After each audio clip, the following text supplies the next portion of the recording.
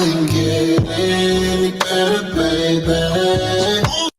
It's Perfect Timing Podcast. It's Free Fries Friday. It's 5 o'clock somewhere. It's 4:30 right now. We going up. We got wedding cake. We got black water OG. It's peanut butter breath. It's going down. Everybody celebrate.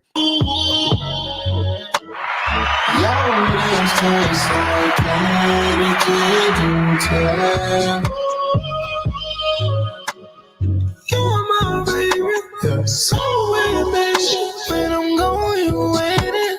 Please don't make me of it like a game with a defect. You talk to me dirty, I'm talking back like a reflex.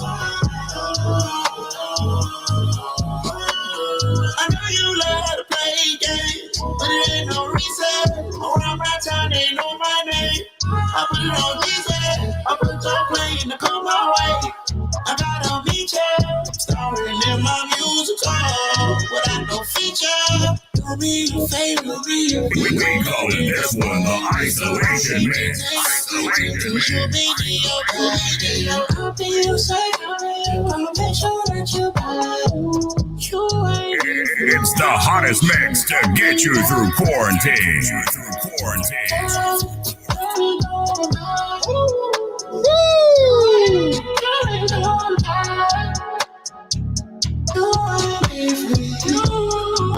Or rocking with the DJ that keeps the hits coming. Perfect Timing Podcast Radio on a freaky Friday. Let's go.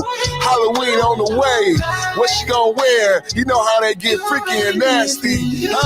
Freaky and nasty. Let's go. Before I break about this place, take an A for levitate. I know brown skin. We about to levitate, y'all. Let's go. TBA for the time and the space like today. Know you like the coordinate, know it's good to see the hood in your face. Know you like to ride the wood, wanna see you do it like we in age. Body good, body great, below the waist, real estate. Know you like to ride the wood, wanna see you do it like we in age.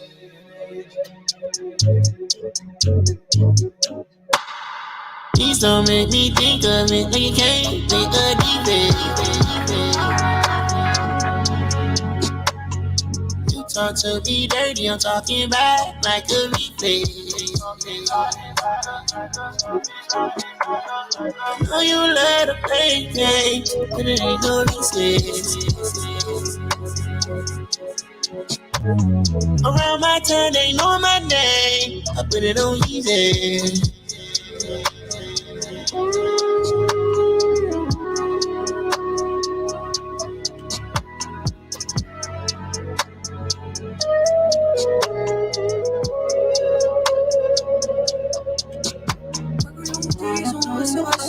Quoi que l'on fasse, on restera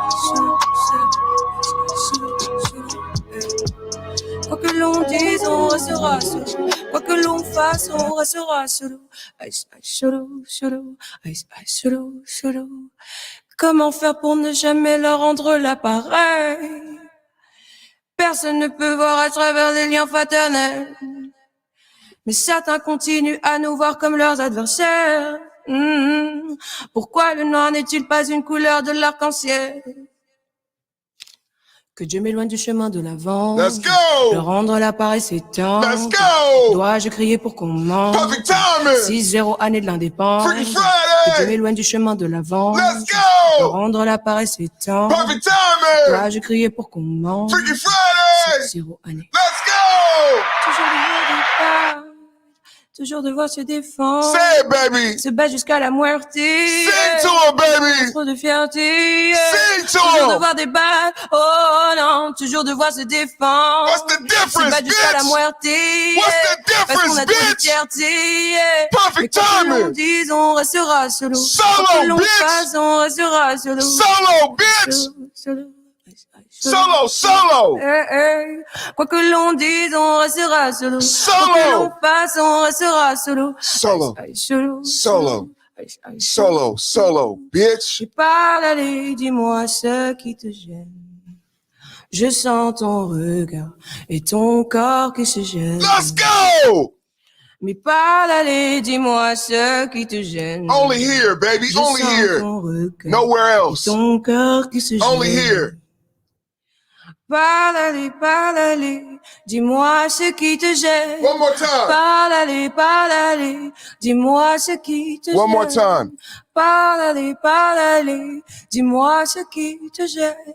Dis-moi ce qui te gêne. Dis-moi ce qui te gêne. Mais quoi que l'on dise, on restera solo. Quoi que l'on fasse, on restera solo. Ice, ice, Solo, solo, Ice, ice. solo, solo.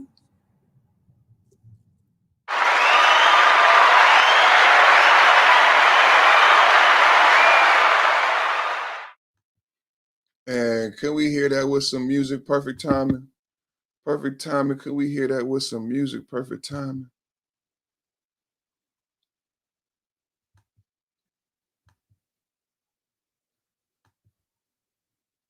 Devoir débat, non, toujours devoir se défendre, rendre la paix c'est temps. Pourquoi le noir n'est solo, solo? With some music this time. Nobody don't do this like I do this, man. Perfect timing podcast. It's called Solo. Yo Kuzu, beautiful black sister from Africa. Perfect timing podcast. Freaky Friday in the building. We solo in this bitch. Dès la naissance, on nous a promis monts et merveilles. À condition qu'on la ferme, qu'on oublie l'essentiel. À qui demander de l'aide à part au Père éternel? Pourquoi le noir n'est-il pas une couleur de l'arc-en-ciel? Sounds so beautiful, don't you agree? Que Dieu m'éloigne du chemin de la vengeance, leur rendre la paresse étante. Dois-je crier pour qu'on monte? 6-0 année de l'indépendance. Que Dieu m'éloigne du chemin de la vengeance, leur rendre la paresse étante. Dois-je crier pour qu'on monte? 6-0 année. Toujours devoir débattre. Toujours devoir se défendre. C'est pas jusqu'à la muerte. What's the difference? Parce qu'on a trop de fierté. Toujours devoir débattre. Toujours devoir se défendre. C'est pas jusqu'à la muerte. Parce qu'on a trop de fierté. Quoi que l'on dise, on restera solo. Quoi que l'on fasse, on restera solo. Ice, ice, Solo, solo, ice, ice, solo. solo. Who's solo? Put a one in the chat. Put a one in the chat. You solo on Freaky Friday. Let's go. Who's solo out there? Let's go. I'm solo.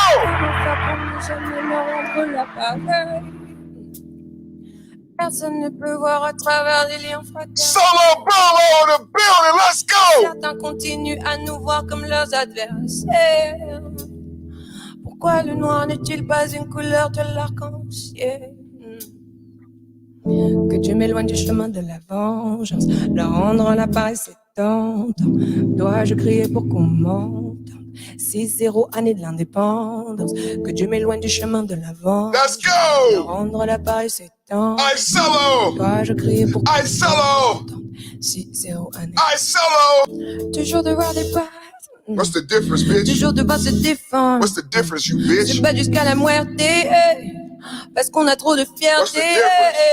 Toujours devoir débattre. Oh non, toujours devoir se défendre. C'est pas jusqu'à la muerte. Parce qu'on a trop de fierté. Quoi que l'on dise, on restera solo. Quoi que l'on fasse, on restera solo. Ice, ice, solo, solo, solo, solo, solo. Quoi que l'on dise, on restera solo. Quoi que l'on fasse, on restera solo. Ice, ice. Solo, solo, ice, ice, solo, solo. Vas-y, parle, allez, dis-moi ce qui te gêne. Je sens ton regard et ton cœur qui se gêne. Parle, allez, dis-moi ce qui te gêne. Je sens ton regard et ton cœur qui se gêne. Parle, allez, dis-moi ce qui te gêne. Parle, allez, dis-moi ce qui te gêne. Parle, allez, dis-moi ce qui te gêne. Dis-moi ce ce qui te gêne. Dis-moi ce qui te gêne. Quoi que l'on dise, on restera. Quoi que l'on fasse, on restera. Solo, on restera. Solo. Et quoi que l'on dise, on restera. With the Et quoi que l'on best. fasse, on restera. Ice, ice. Break it off another hot explosive mix. On restera. On restera. Solo. Don't put me in a box now. On restera. I'm by myself, yeah, I'm on lockdown. Sometimes you gotta find what's wrong, yeah, what's right. It's been a long road here coming. Blue hunters on thumbing, and I can split the whole damn thing with my woman. What's yours is mine. I'm sitting here with yours is mine. Don't leave the house, baby. You gotta swing my way, but don't leave the high, baby. I'm always shady, so don't believe the hype, baby. I might lie sometimes, don't believe the hype, baby.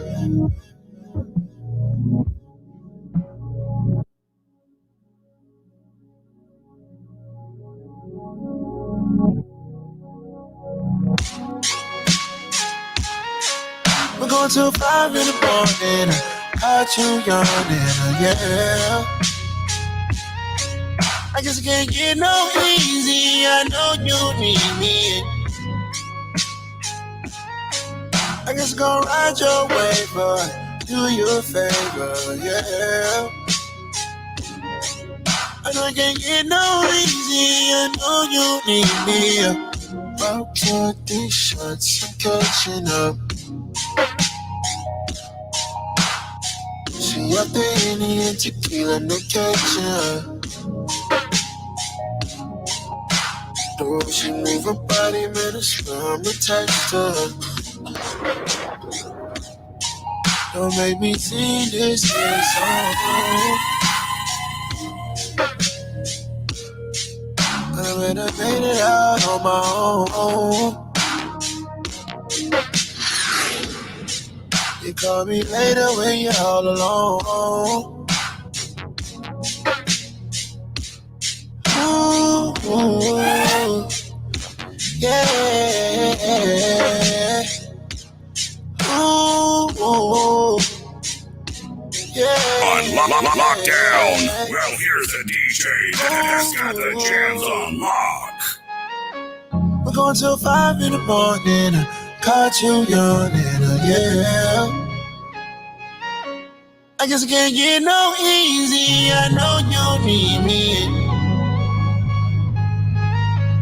I guess gonna ride your way, but do you a favor, yeah. I know I can't get no easy. I know you need me. I gotta live my life, but I swear I'm seeing too much. And I think about where I am, and I know just where I was. I decided to take you back to the H to keep it ballin'. You done learn some language on me, I wanna go fallin'. You been posted at the post up, and I got evidence. Pulled off my car, left my residence. At the gas light, at the smell the shit. At the red light, inhaling it. And the cops behind, they telling it. Then the way that I pull up late, I might as well sell the shit. No outweighing my love, ain't no scaling it. She wanna take a dose, go there, hell the shit. She wanna take a dose, go there, hell the shit. We're going till 5 in the morning. I caught you yawning, yeah. I guess I can't get no easy. I know you need me. I guess gonna ride your way, but do you a favor, yeah. I know I can't get no easy. I know you need me.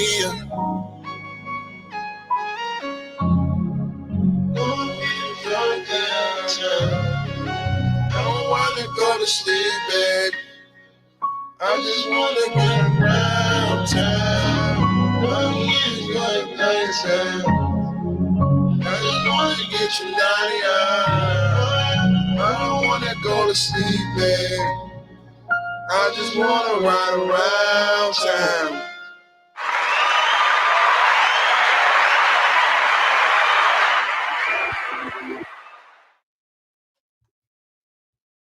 What's today?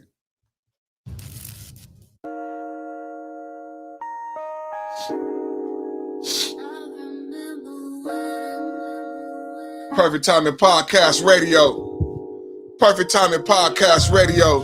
Share the stream. Perfect Timing Podcast Radio. Perfect Timing Podcast Live Free Fries Friday. It's 5 o'clock somewhere. It's 5 o'clock somewhere. Let them know. Let your mama know. Let your baby mama know. Perfect Timing is live, ho. Let's go.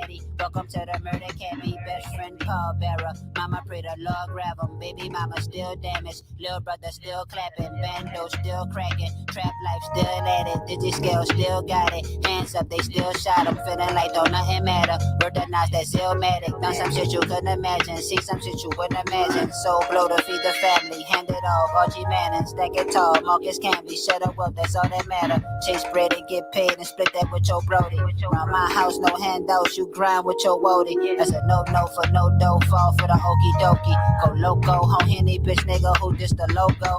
Made a bunch of pesos when I was selling cocoa. Just trying to make it out of this maze, don't call her popos. Clown nigga bozos. I was still open when the store closed. My trap gear was polo.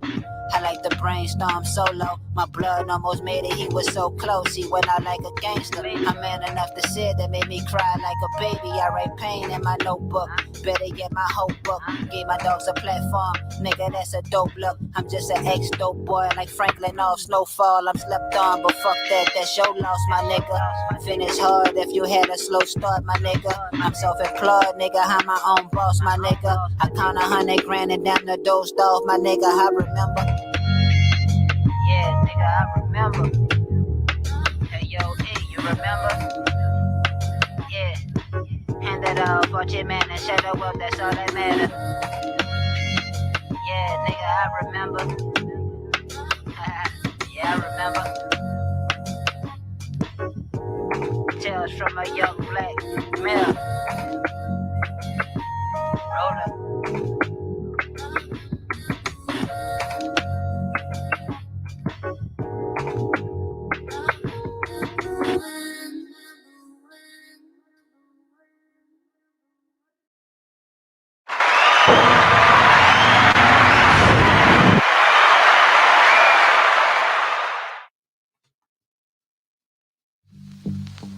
If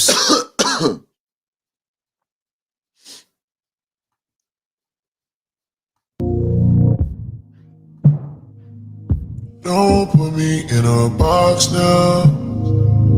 About myself, yeah, I'm on lockdown. Sometimes you gotta find what's wrong, yeah, what's right. It's been a long road here coming. Blue hunters on the thumbing, and I could split the whole damn thing with my woman. What's yours is mine. Don't see it again, what's yours is mine. Don't lead eyes, baby. You gotta swing my way, but don't lead eye, baby. I'm always shady, so don't lead eye, baby. I might lie sometimes, don't believe that, baby.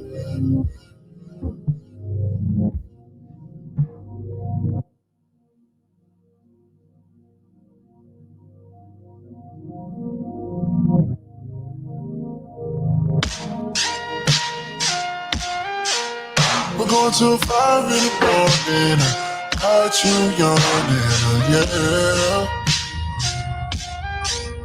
I just can't get no easy. I know you need me.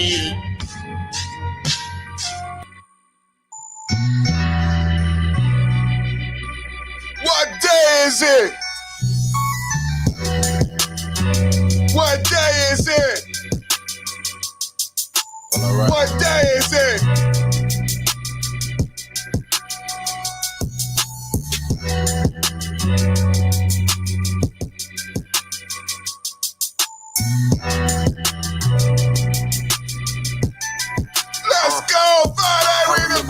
real. like this. We had to fight like this. Run hard just to get right quick. Quick. Ghetto child running around. My dad was never around. My mama was stressed out, so it made it hard to smile. But in my fear God, I only fear God. But tell me if I die, will my niggas ride? Only Lord knows how this all go. To keep Satan off my back, the Jesus head is all gold. I know they hate you, then they celebrate you when you make it. Portray it like you they favorite when you know they fake it. You show me your true colors, and yes, I believe it. I believe you. That's all I could do, cause we no longer speak. I'm no longer It's speaking. all good, no love lost, nigga. I had your back, so you the one that took a loss, nigga. Took a loss, nigga. Promise to get it with my brothers, count the bands and then split it with my brothers. Nigga. Freaky Friday. It's the perfect podcast on that ass. Great expectations. Perfect expectations. Share with my Let's blood go. brothers. We gotta get it out the mud. Hustle hard and we gon' get it off the love. Share with my blood brothers. You just gotta play your part. Hold you up cause you been down from the start. Share with my blood brothers. We was down, now we gon' ball. 5.0, 5.0, 5.0. Share with my blood brothers. Let's go. 5.0, 5.0 with my blood brothers. Let's go. Nights like this, we had to flight like this. Roll the dice to get it right like this. Like this. Trouble child running wild, linked up with the wrong crowd. My mama had teary eyes, afraid they placed me in the ground. But I'm trying ball out, but all these niggas foul. City label me the king, trying to snatch my crown. Dancing the pedal. Rest in peace to Jeffrey. Guess I finally got my angel. I've been dancing with the devil. Made it out the trenches with all the odds against me. So be my Benz and Bentleys on the road to riches. The plug front the packs. He told me hit me when you finish. Never pillow talk to bitches. Gotta keep it family business. My OG told me crawl before you walk, nigga. Bitch, I ain't no work, I'm a boss, nigga. School of hard knocks, we learned to hustle, make $1 million, then I counted with my brothers. Make $1 million, then I counted with my brothers. 5.0, let's go. Make $1 million, then I counted with my brothers. 5.0, let's go. Motherfucking vibes, nigga. Yeah, we spinning this shit, nigga. We in the building, man. I feel good, man. Freaky Friday, man. Freaky Friday, man. How's everybody doing, man? We doing good, man. We made it all the way through the week, man. You know how we made it through the week, man? Without having unreasonable expectations. You know what I'm saying? Having the proper expectations. Some of us may call the proper expectation the perfect expectation. You know what I'm saying? Some of us may call reasonable expectations the perfect expectation. That chiropractor just got off in my ass, man. I just left the chiropractor. I'm feeling it right now. But I needed that adjustment. You know what I'm going to do, though? I'm going to make me an appointment to go see the acupuncture. Tomorrow is going to be Coin Self-Care Saturday. I'm not live on Saturday, so I'm like, what could I do on Saturday? I'm a coin it Self-Care Saturday. You know what I'm saying? So that's what I'm going to do. I'm going to make me an appointment for I'm gonna make me an appointment to go get some acupuncture and maybe get a massage. Oh, I'm gonna get a pedicure. I wanted to get a pedicure, get some acupuncture, self-care Saturdays, man. Go treat yourself, man. Don't cheat yourself, treat yourself, man. Oh, man, I treated myself like Recovery Saturday. I feel you, man. Recovery Saturday, man. He said, pause. Yeah, man. I treated myself last night, man. I got some of that new Rick Ross liqueur, you know, that Villion. I'll get the bottle for you guys and I'll show you, but it's a nice bottle. It's the black bottle. It got the snake wrapped around the sword, right? So I treated myself to that last night. It was, and look, I didn't have overabundant expectations. You know what I'm saying? I did my background research. A lot of people thought it was a cognac. It's not a cognac. It's a liqueur. So I told you last night, I looked at these brothers and they had reviewed it and they compared it to a Grand Marnier, and So I like Grand Marnier. We would mix Grand Marnier with cognac, and we would drink something called a Beautiful in the Bay Area. So we would drink Beautifuls. Let's go have some drinks, apple martinis, pina coladas. Let's go have some drinks, apple martinis, pina coladas. I got a lot of dollars. Jazzy Faye. Let's go have some drinks, apple martinis, pina coladas. I got a lot of dollars. Jazzy Faye, man. Shout out to Jazzy Faye, man. He fuck with the Bay, man. E40, man.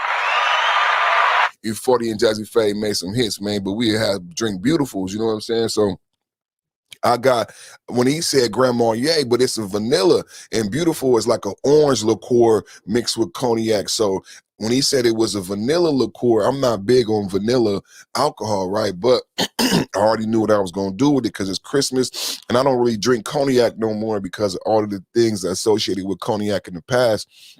I drink light. I drink white. The white keep you hype, man. The brown bring you down, man. So I drink the white, man. The white keep you hype.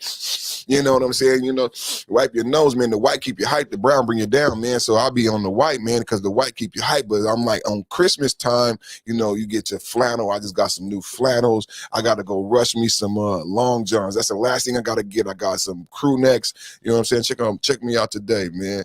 Check me out today. I'm cleaner than a bitch in this bitch, man. You know what I'm saying? I'm cleaner than a bitch, man. Matching, you know what I'm saying, all the way down. I'm matching down to the shoes too, bitch. You know what I'm saying? I'm matching down to the shoes, bitch. You know what I'm saying? I'm cleaner than a bitch. but what was I saying? I forget. I'm so clean. Ken said that poll was crazy. We had this discussion at work.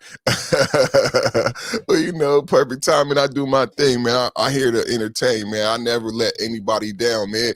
It's Friday, so we talk about a lot of serious things. You know what I'm saying? This week, every week, I've set out on this mission on the Journey to Apothos and the Perfect Man Show to create my brotherhood, to create this ministry, to challenge men to a race so that men understand that it's a race. Think about the fact that I said 5.0 is a race to the top. 5.0 is a race to the top, to the top. 5.0 is them brothers that won't stop, won't stop. 5.0 is a race to the top, TOP. 5.0 is them brothers that won't stop, get free. 5.0 is them brothers that got it locked.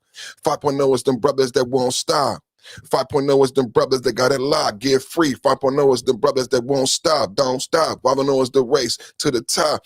Now, when I wrote that, when I said that, I was just freestyling and God was just giving me inspiration.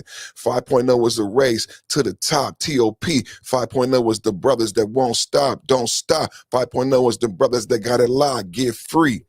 On Free Fries Friday, I said 5.0 was them brothers that got it locked. Get free was the ad-lib. I said 5.0 was a race to the top. Now, later, God provided us a scripture. Scripture I wasn't familiar with, and that scripture said, son, do you know it's a race? Now, I challenged the manosphere to a race. I said 5.0 was a race to the top. I said 5.0 is them brothers that won't stop. I said 5.0 is them brothers that got it locked. Get free. And then God gives us a scripture to continually lay out these footsteps in the sand and say, son, keep going. Keep saying that shit. It don't matter who in the chat. It don't matter who watching. Son, keep going. I've given you this message. I've given you the ball. You in the game. You prayed. You asked. You shall receive. You got the jersey. You know what I'm saying? You ever been a youngster on the sideline? You want to play? He gave me the jersey. He gave me the ball. So this is what I'll be doing, y'all, when it just be inspiration. And it's like, 5.0 is a race to the top. 5.0 is a race to the top is because the scripture says, son, do you know it's a race? In a race, if you know it's a race, run it like it's a race because prizes will be awarded. I challenge the manosphere to a race to the top because I need everybody to commit. I need everybody to work. I need everybody to think. I know that's fucked up, right? Because motherfucker might want to participate, but I need to challenge you to use your critical thinking. I need gods. I need gods of the earth. So those individuals have to employ those God characteristics. I can't do Dobermans. Don't bring me Dobermans. You know what I'm saying? I need 5.0 cool table brethren that are employing critical thinking. You know what I'm saying? That understand the financial conversations, that are not dismayed by the spirituality. You know what I'm saying? I need those gods of the earth. You know what I'm saying? That's what this is all about. So that's why God inspired the hook of 5.0 as a race to the top. 5.0 is them brothers that won't stop. 5.0 is them brothers that got it locked, get free. Because the scripture said, do you know it's a race? In a race, run like it's a race if you know it's a race, because there will be prizes awarded. You only get one of these. Life is a prize. And death, some people look at death as a prize. My OG, I was just playing the beautiful African sister speaking French. He gonna come in from Canada. But he talking about not returning here, because death to individuals who have a greater understanding is also a prize, because they understand this shell is some of us look at the shell as a gift. Some of us look at this shell, this earthly vessel, as just that, a vessel, like the genie in the lamp. You know what I'm saying? Because what I described is that dirt and clay being made into a vessel, and God breathing into this spirit into us. When G is saying that I need to do right here, so like Kanye West said that I don't return, he's not talking about the clay, because it's dirt outside right now. The ashes, dust to dust. Your body, your dirt, go back to dirt, what God made you out of. G talking about that spirit that was blown into you by God. That is God. He's saying that thing got something to do somewhere else. This the understanding that I need. I need the critical thinking. I don't need the Dobermans. I don't need the visceral responses. I need the critical thinking men. I need the men that's what I've cultivated here. I'm cultivating stability and loyalty by providing stability and loyalty, me being loyal and stable within my message and my calling. And even though I see, for me, you guys, you know, like Sunclaw was teaching me, like I said, I learned about the perversion with perfection. For me, it's not fast enough, right? It's not enough. It's not big enough. I'm a Leo. I'm larger than life. You know what I'm saying? My jewelry, my clothes, my hair, everything. For me, it's not fast enough. But like, I know the impact is there, because I see individuals prominent individuals, regardless of the numbers. I see these individuals adjusting their behavior. It's funny how we talk about these things and God shows them manifesting, but I see individuals adjusting their behavior. I see the content, I see the thumbnails, I see the intros, I see the outros. I see individuals adjusting their behavior based on the content and the message here. This is what the nameless protagonist always said, that if you make this thing so cool, if you make this spirituality cool, if you make this apply selfishness cool, if you look like I look and you talk like I talk and you say what I say, it will become trendy, and those outside of that loop will be forced to conform to that wave. It's magnetic, it's mathematic. It's not by accident. You know what I'm saying? The wave, you ever floated or did a backflow? You just move with the wave. You don't have control. The wave is the wave. The wave is the wave. You ride the wave. Have you ever heard the phrase, the wave ride? No, you ride the wave.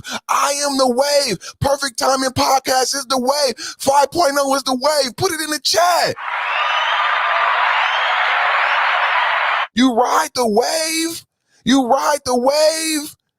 That's what's happening with content creators. That's what's happening with brothers. That's what's happening in barbershops. My prayer is that it happens in churches, that it happens in homes, that it happens in bedrooms, that it happens in classrooms, that like my OG said, that he gets the opportunity to talk about finances with his grandson, that they understand that I got a trust for you. You know what I'm saying? That they understand how having a bank account and investments before and after they get motherfucking bankruptcy. How many of us learned about this shit after bankruptcy? How many of us learned about this shit after adolescence, after 25, after fucking up 2-3 times, after climbing out the pothole? You understand the importance of credit, credit score, banking, finances. We just now 40 fucking years old. We talking about estate planning. Why are we talking about estate planning now?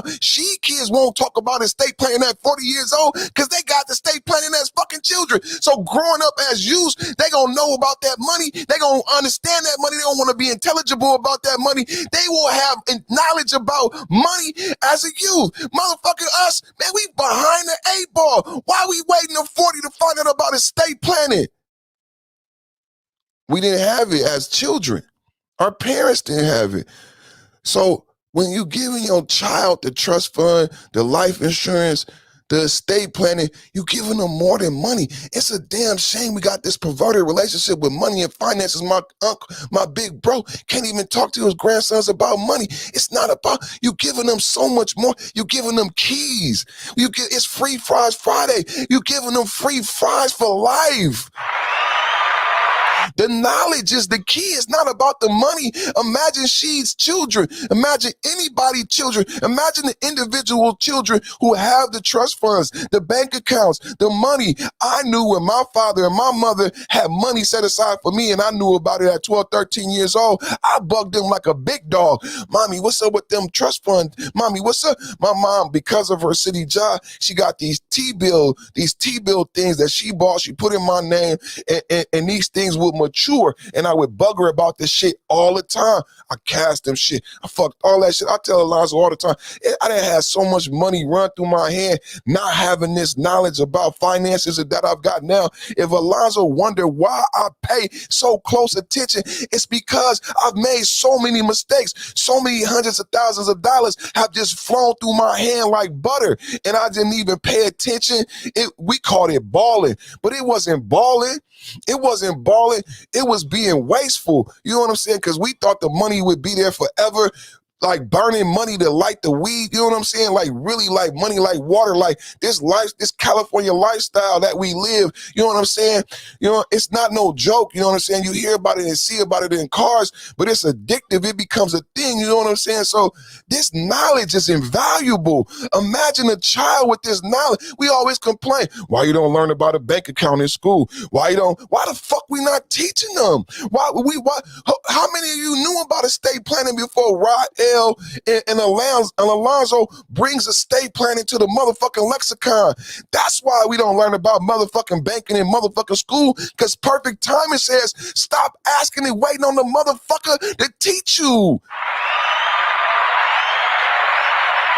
Stop not asking. Perfect time is not asking. Sheet is the example. Alonzo is the motherfucking conduit. We got the motherfucking ball game right here.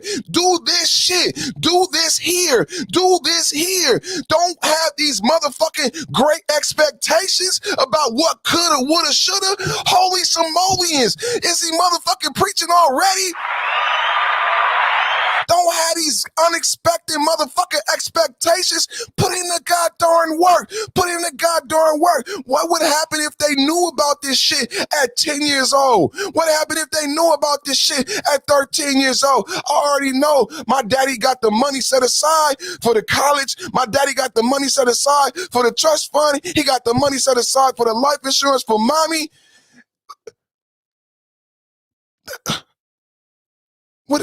What the fuck? We asking? We waiting? Perfect timing is not asking. It's not waiting. It changes the dynamic of that child. You want the white man in the teacher. You want the white lady in the class. You want them to change their mind. You want them to open the key. You want them to unlock the secrets. What the fuck is we waiting on? Perfect timing is saying you don't gotta wait no more. It's an example where you don't have to wait. Why wait?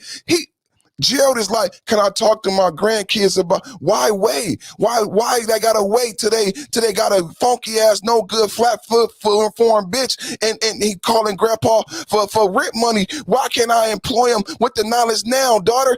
Let me give him the knowledge now. He will never ask me for money. I'll give him the knowledge now. in the form of these things, in the form of these financial products. You know you can't touch the money right now, grandson. This is an investment. What is it, granddad? How it's gonna mature, it's gonna maturate. Well, what does that mean? Just like you, grandson, one day you're gonna have hair on your face. You know what I'm saying? This thing that I purchased you, if you let it grow, it's gonna have hair. Just like you gonna look handsome, this thing gonna get handsome and mature, and one day it's gonna be a beautiful thing that could pay you back. And from this, you'll learn how to do this over and over again. You'll never ask nobody again. You'll live a lifestyle of perfect motherfucking timing. But I know, let's not talk to the grandkids about that. Let's not do estate planning. Let's wait for the white man to put it in the curriculum. Let's wait for the white man to start teaching banking in the school when we could do this shit right now. No, perfect timing. Let's go to the legislature. Let's ask Joe Biden to put banking and finances and cryptocurrency in the school, because that's how we get black. Come on now. Why would we do that? Why would we complain? Why are we upset? What we waiting on? I'm not waiting on nothing. She done already said his children already laid out. I'm telling you right now, it's more than the money. I don't know if you thought about that, but it's more than the money that they will inherit or the possibility of it. It's the knowledge. It's the knowledge. It's the inquisitiveness. Wouldn't you ask? Wouldn't you be excited? Wouldn't you ask, Daddy, how much is it worth now?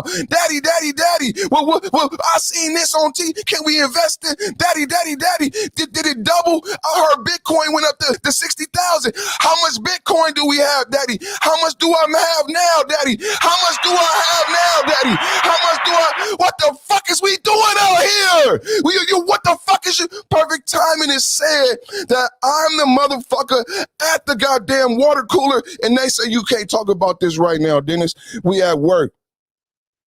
I got kicked out of barbershops. Bill Cosby, we can't talk about Bill Cosby in here. That's a sensitive topic. Ain't nobody called me back from the barbershop when Bill Cosby got vindicated. I'm trying to educate brothers on the legality. I didn't even say whether or not I agree. I'm just trying to tell you about how his rights were violated and how that's why he got overturned. I'm trying to say that in the barbershop, I can't come back no more. Perfect timing was created because I'm not waiting or on somebody's approval to have this conversation no more.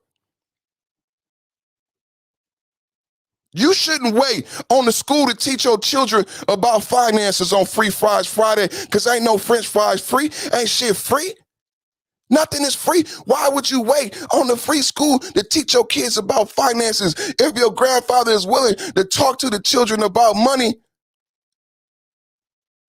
and purchase a financial product for them that creates inquisitiveness about this thing that they might want to go into motherfucking marketing or motherfucking banking or finance instead of playing fucking football?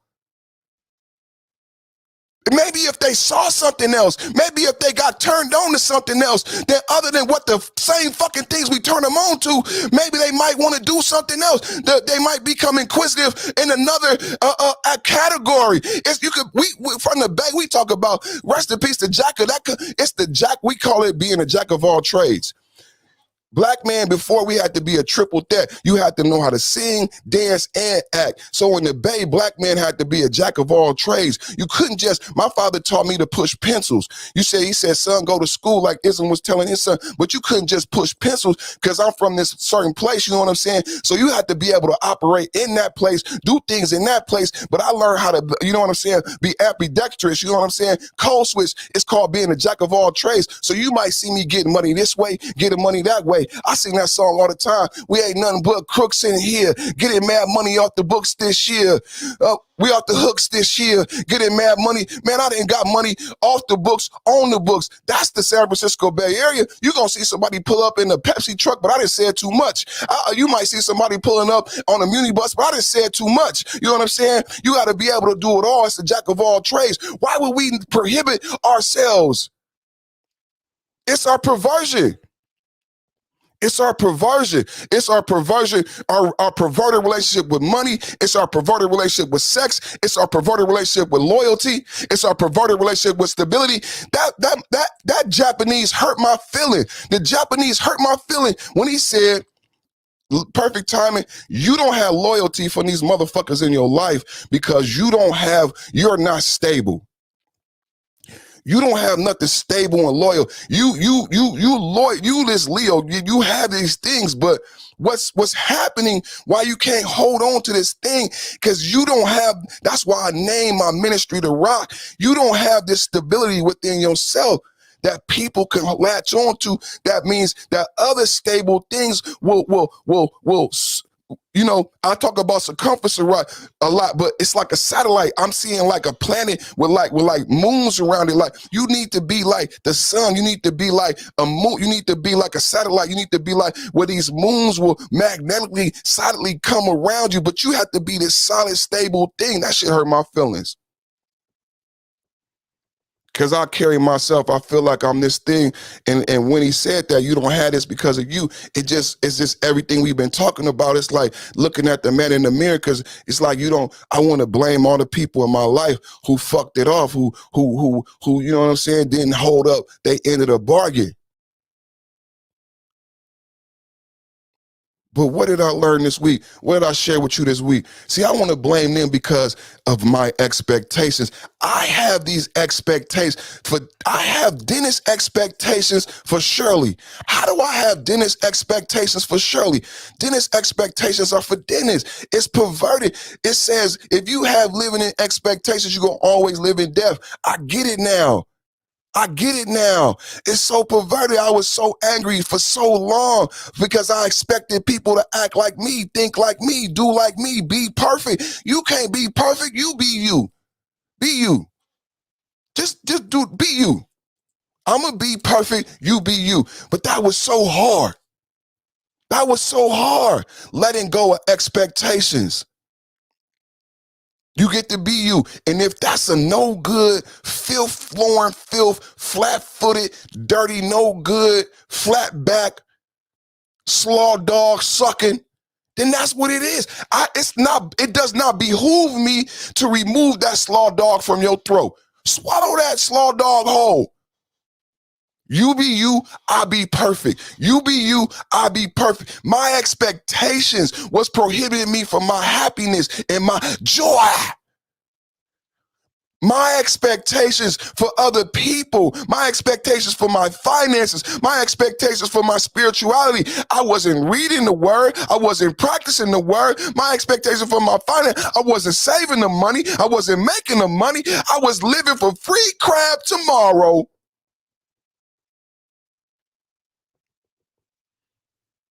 I expected free crab tomorrow, because that's what the fuck is said on the motherfucking sign. That's what the fuck is said on the motherfucking sign.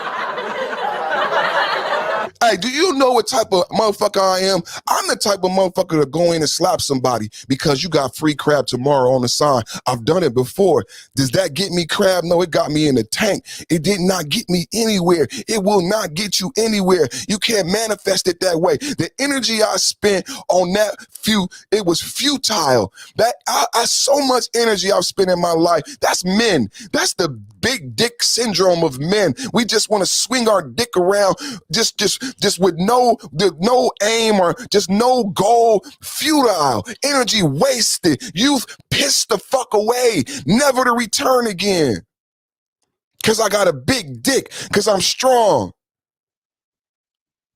Let me teach him. Let me talk to him. Let me tell him. Walk slowly down the hill. You can fuck them all. Take your time, son. Invest. Plant. Cultivate. I like that. I might keep that for next week or Sunday. Cultivate. Remember when we talked about the black farmers? I got my video back too. Cultivate. They call us slaves. They call us sharecroppers. They call us all everything. They didn't call us agriculturalists, cultivators, herbalists. Was it Arbor Day? Plantsman. All these regal terms that depict what we actually did, the skill set required. You know what? I talk about it a lot because it's part of who I am. It's part of digging in the dirt. I'm telling you, it was just grass. I looked at the grass. I'm telling you, people came over my house before and after. They were just so amazed. It's no other feeling. It was grass. It was just grass. Like, what the fuck you did to it was a yard full of grass. And it took a lot of work.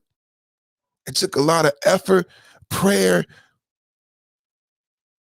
It wasn't an expectation, a unreasonable expectation that if I just do anything. The scripture said, if you don't provide good soil so you can have strong roots, you're not going to get good fruit. So it took a lot of effort to turn that grass lawn into viable soil.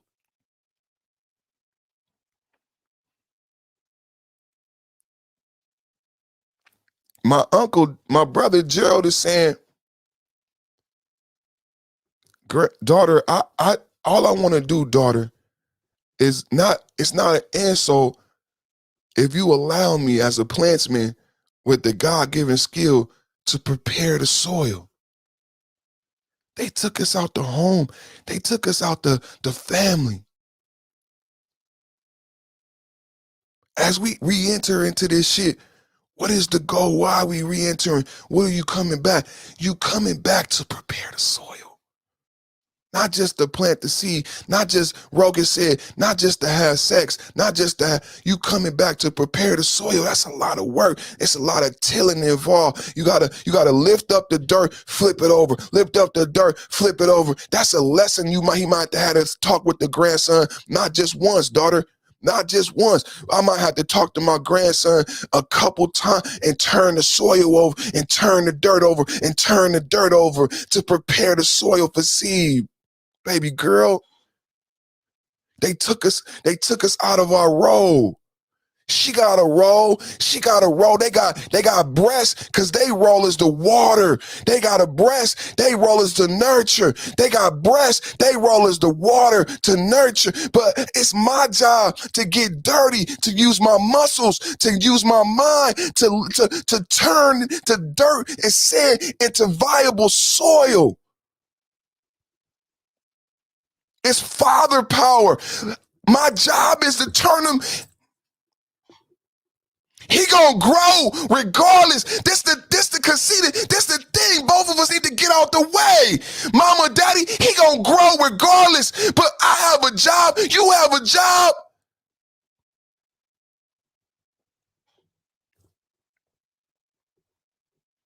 Whether he gonna be weed or wheat. Whether he gonna be weed or wheat, and there will be a separation. It's a race. Whether he gonna be weed or wheat, there will be a separation. It's a race. It's a race. 5.0 is a race to the top. Is he gonna be weed or wheat? It matters. The soil is what's gonna dictate whether or not he grow or she grow to be a weed. Something that is not fucking beneficial to society. Or will he grow to be wheat, something that could be a nourishment?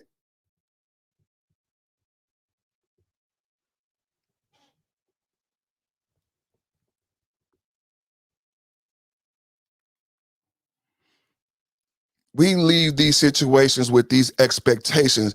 My mother had an expectation that D is going to be all right. D and Manu going to be all right. D and Manu not going to be all right.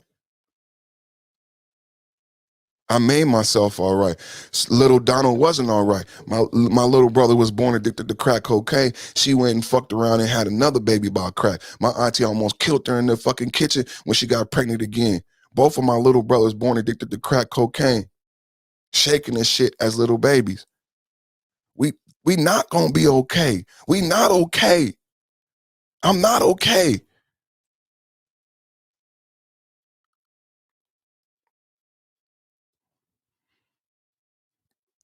You gonna be weed or gonna be wheat, and the expectation that you will be wheat without doing the work that I've explained here in my intro is what we've been talking about this week, and how you find yourself with your head down and egg on your face. I know, because I did it before, having expectation of wheat and ending up with just a weed, something that's not beneficial to my life. Matter of fact, something with thorns and cutting me after I done watered it, grew it, and all I have is something that every time I touch it, I end up bleeding after everything I put into it.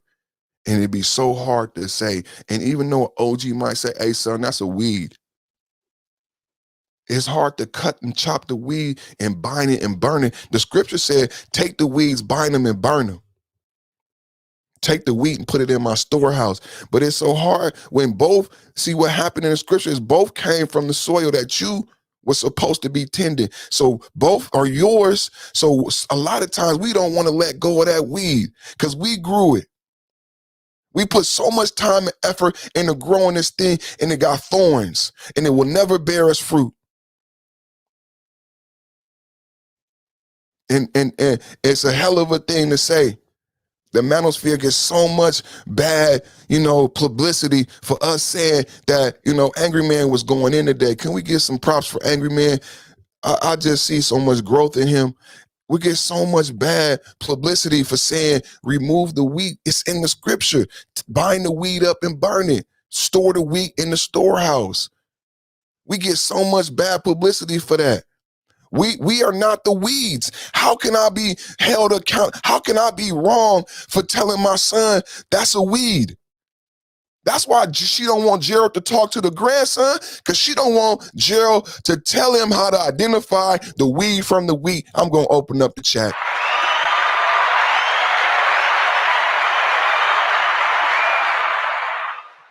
I'm going to open up the chat because it ain't even Sunday. So I got carried away, and I got I got some funny things to talk about. And make sure you vote in the poll. Make sure you subscribe. I need some more subscribers, but I got a good poll. It's a manly poll, so please, any of my sisters that be watching, don't get offended. They got a brand new uniform at Hooters, so we're going to take a look at that brand new uniform at Hooters. So I said, which one do you pick, Hooters or Twin Peaks? Because they having some issues with the whole uniform. And I'm like, if you have ever been to Twin Peaks got like a lingerie. Like the girls at Twin Peaks wear lingerie. Like, so this new outfit you'll see, but I didn't find any pictures of the Twin Peaks girls in the lingerie. So if anybody can find any Twin Peaks. Now, just the full disclosure, I've never been to Hooters and I've never been to Twin Peaks.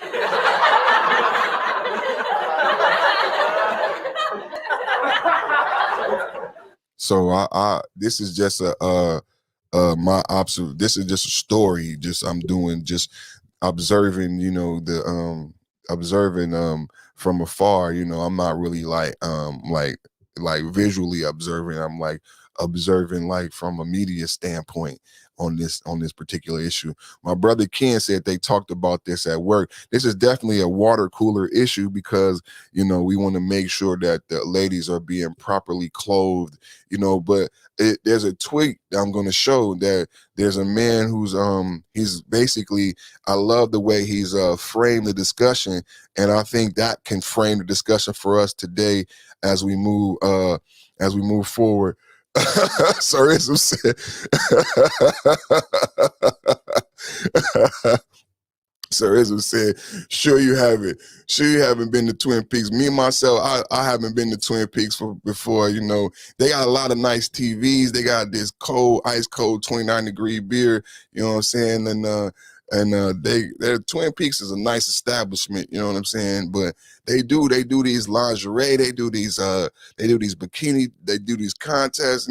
I've never been to it. I don't get like the email announcements and everything. I'm not like on the wall or anything. I'm not like, they don't actually like call me and let me know when the women change different outfits. And I don't go there for they don't give me like free meals on my birthday or anything like that. Like, so like, it's not like that type of party. Twin Peaks. Twin Peaks on I think it's on Howard, Sacramento. Yeah, check it out, man. It's nice. It got I think it got like 100 TVs in there. But they have lingerie, and then now Hooters have a brand new outfit, and I believe I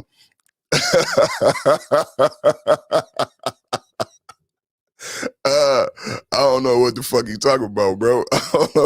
You know what I'm saying? I myself, you know what I'm saying? I've never been there myself.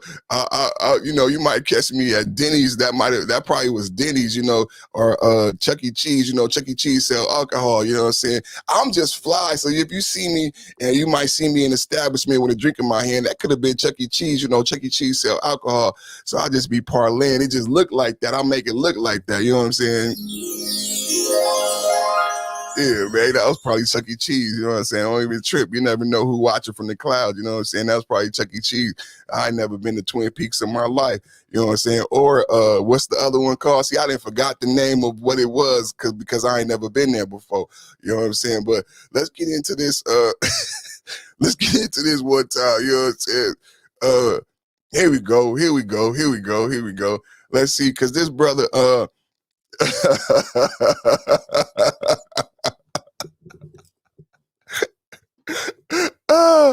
yeah, I do research. You know what I'm saying? I have a lot of respect for the individuals, you know what I'm saying, who watch the show. So I do proper research, and I wouldn't create a poll, you know what I'm saying, where I wouldn't create a poll and not do my proper research. So I in case individuals watching, you know what I'm saying, I had wanted to go to Twin Peaks and also, you know, make sure that Perfect Timing was telling the truth. You know what I'm saying? That I just wanted to let them know where Twin Peaks was. Now, Hooters used to be by the mall. Actually, Sizzler is where Hooters is right now. So Hooters used to be on Arden. We used to have a Hooters on Arden right now, but we don't have a Hooters anymore. To be honest, I believe Twin Peaks put Hooters out of business, which is why I believe Hooters changed their uniform. So that's why this is a great conversation for men to have today. So I could totally see Ken, I could totally see why y'all talked about this at work today, because I believe Twin Peaks put Hooters out of business, because we had less than a mile apart. Now, check this out. Now, when Twin Peaks came, I wasn't particularly myself going there, but I commute through this area, right? So when I was going, and in the mall, I'll be at the mall in the Nordstrom right there, in the Big and Tall store right there. So I'll be shopping right there. And I noticed that when Twin Peaks had opened up, the Hooters girls start being on the corner with signs and trying to get people to come in the restaurant. And this was the first time that I seen a Hooters girl with cake. So they had hired about 4 or 5 Hooters girls with cake, and they was out there caking, you know what I'm saying, trying to get people into the restaurant, but it didn't work, man. I'm telling you, Twin Peaks, man, I don't know if it's the beer, I don't know if it's the televisions, I don't know if it's the lingerie, but they ain't messing with Twin Peaks. But check out this brother right here, man. So the story says, take my advice and don't click to see what Hooters is trending.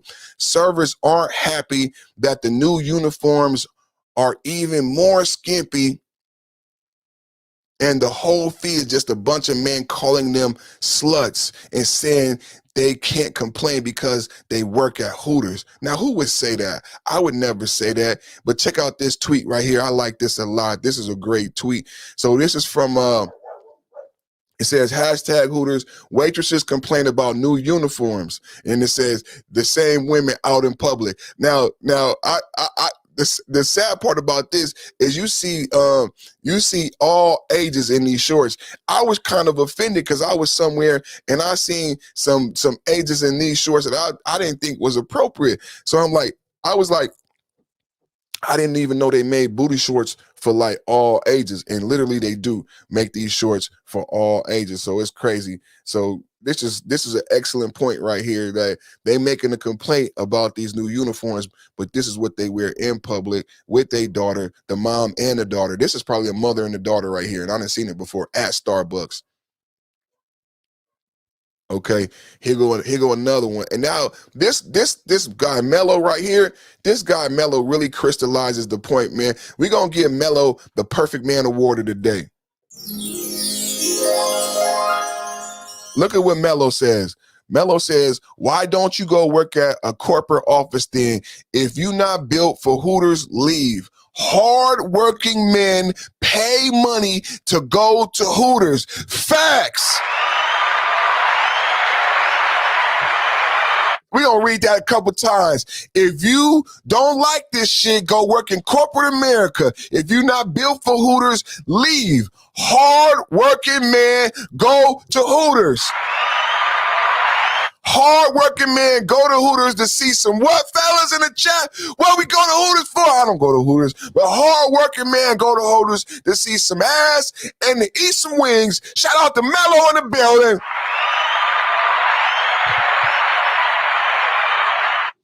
Now, tell me how which person looks happier to you in the picture? This person right here don't look happy. This person with her ass out look a lot. Look at that. Look at how coy she look. Look at how she over the shoulder. You know what I'm saying? And she perfectly showed that thing. Go ahead, girl. Congratulations to you, girl. You know what I'm saying? They can't even lie to themselves. You know what I'm saying? She had to do it. You know what I'm saying? Hooters under fire for new crotch string uniform shorts. You know what I'm saying? Check this out, man. She looked kind of happy to me. She looked unhappy here, but she's supposed to be unhappy here. But her face tell the whole story, kind of like Simone Biles, man. But this brother Mello, man, he gets the Perfect Man Award for the day, man. Why don't you go work at a corporate office, man? Hard-working men go to Hooters to see some ass and to eat some wings, man. Oh, my goodness. Oh, my goodness. Put that on a T-shirt, good brother. And you see he a black man, too. Good brother Mello. Good brother Mello. Shout out to you, good brother Mello. So I just want to know, you know, I throw it to the chat, you know what I'm saying? Well, let's check the chat, see what people saying, man. Let's check the poll. You know, I put the link in the chat, man. If anybody want to come up, man, it's Free Fire Friday. We usually let it ride, and anybody want to talk about anything they want to talk about. But you know what I'm saying? We started off with ass and wings. You know what I'm saying? How can you go wrong with ass and wings? Ass and wings. You can't go wrong with ass and wings. Started off with ass and wings.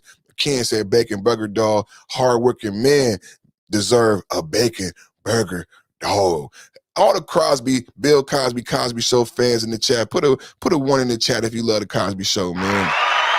If you love Theo, man. If you see, I'm dyslexic. There's so many things I love about Theo because Theo was dyslexic, but he went on to be successful. You could have learning disabilities. You could have, you know, in the community we grew up in, people have all type of disabilities. You know what I'm saying? You know, we got partners with one arm. We got partners with one leg. Their mama didn't take care of them when they was young, so they grew up limping. But people still, you know what I'm saying? That motherfucker might, you know what I'm saying, might have kicks when we grow up. You know what I'm saying? And might have the baddest little thing in the bed. You know what I'm saying? Because no matter what your hindrance may be, no matter what your setback may be, you know what I'm saying, you still got to be able to deal with it. So if you, like me, I had dyslexia, I had anger issues, and I had to overcome all those issues, and it never was a reward for that. It was just what you had to do, because around me, everybody had something. Everybody had something they had to deal with. Everybody didn't have a daddy. Everybody mama was on work. Everybody dealt with these circumstances. So it wasn't no pity party. It was like, it's what we talked about here. It's like, what you gonna do after the storm? We all was in a storm. We all was in a storm. So it's not, what's the use of complaining about the storm that we all in? We all was in the storm. What made anyone is what you would do after the storm is done. You know what I'm saying? After, these are the cards you dealt. Everybody, you know what joke I like a lot, that I share a lot when I be teaching, when I be mentoring? That Mike Epps told a joke when referring to this issue where I'm talking about my youth and all of us growing up in the storm, and people not understanding expectations. People not understanding expectations. This week is about perfect expectations. I said The Rock is the foundation of the Perfect Man Show. Mike Epps tells a joke. Mike Epps said, people walking around, and God told everybody, God talking to everybody on the earth, and everybody on earth walking around, and God told everybody, put down your problems. So everybody put down their problems. Oh, wow. Ken, put down your problem. God just said, put down your problems. Everybody, no more problems, right? More money. No, God is good. He said it would happen. God just said, Toya, put down your problems. Ism, put down your problems. God said, put down your problems. Perfect. Put down your problems. Your dyslexia, your anger issues, your loyalty issues. your fear, everything. Put down your problems, perfect. God said so. So everyone in the joke put down their problems. And then God says, once everybody put down their problems, Toya, Ken, we all got our problems down. Now God says, and then people start to, what would you do? What would you do if God said, would you just stand there? No. People start to live a life without. So then God says, once everybody put down their problems, God says, okay, pick up your problems. Right? So everybody hesitate, right? Pick up your problems now, Ken. Pick up your problems, Toya. Pick up your problems, Ism. So everybody look down, and what happens?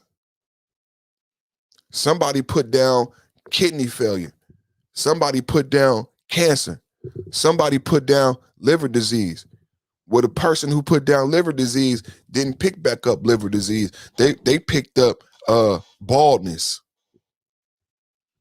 And the person who was plagued with being bald and losing their hair and crying and not wanting to leave the house ends up picking up liver disease because that's the only thing left on the ground. Expectations. Everybody pick up their problems. What would you pick up? Would you pick up what you put down? What if you put down one leg? What if you put down gout? What would you pick up? What if you could pick up, you know how people have one toe longer than the other? What if you could pick up that? What if you could pick up an ugly toe and leave cancer? Everybody went to pick up their problems, and the problem that they put down wasn't there no more. And what was left was a different problem than they had before. Expectations. Expectations and perspective. That was a hell of a problem, right? Some people won't go outside just because they losing their hair. Black men losing their hair. Won't cut the hair off, like mad at people. That was your problem. Balding. Male baldness. God said, put down your problem. You put down baldness, and when you went to pick up your problems, nothing was left but cancer.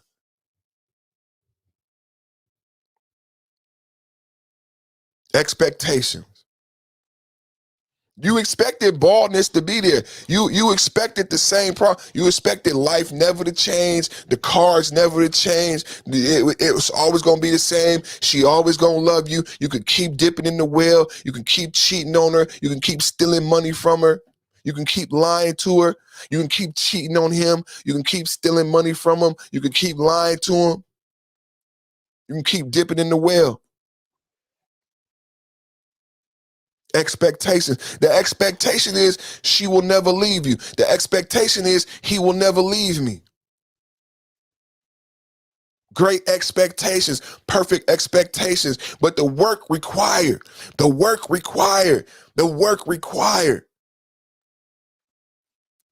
keep the relationship, to keep the finances, to keep the money coming in, to keep the bank account, to keep the savings account. The diligence required.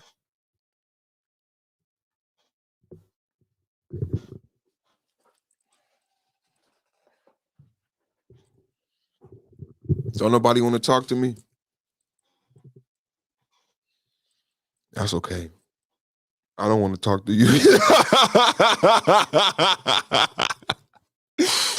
Oh man, it's tough being a Leo. You know, Toya, do Ruggers got my phone number? I need because I want to be mad at you and Ruggers too, because nobody called me on Monday. Nobody called me. Nobody said anything about, now Son Claude want to come up here.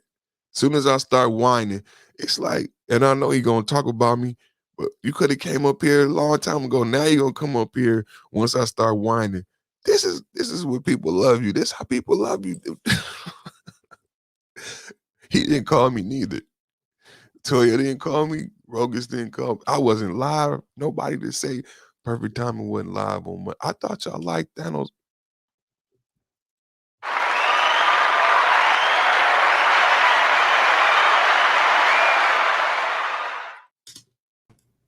Peace to the chat. And peace to the panel. Who's a big boy? Who is a big boy? Oh, that's not fair, bro. Oh man, you gonna wait to come up to I don't think nobody in the building, so then you gonna come up just to I needed to break the fast, man. Oh yeah, it's about that time, huh? Yeah, I got home like at 9:15 or so. Didn't have nothing. Ended up making some was that penne pasta. Oh wow. The sandwich I took with me for backup, I ended up putting that in a small pan with some butter, toasted both sides of it. And it is awaiting to be devoured. That sound bomb right there. Perfect. I think your dyslexia didn't kick in earlier when you were looking at that post. Yeah. Yeah. Pull that thing back up, man. Okay, I'll bring it back up. Do they have a Twin Peaks where you are? No, that's a shame. they have Hooters. They have a Hooters. You know, somebody brought me some wings from Hooters. I've never. The wings still had feathers, man. Yeah, the one over there on the right hand side, the girl in the black with the gray leotard. There she go. Read that again. The comment by Mello. Yeah, this is a great brother. He says, "Why don't you go work at a corporate office then? If you not built for Hooters, leave.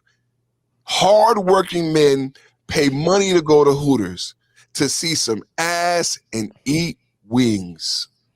No, perfect. You got that wrong.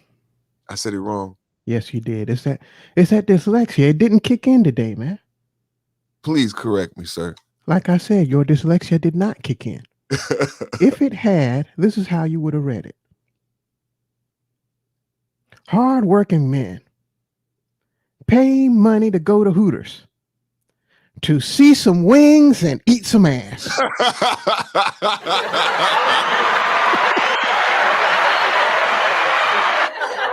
Oh, you're absolutely. Would it be called Hooters then?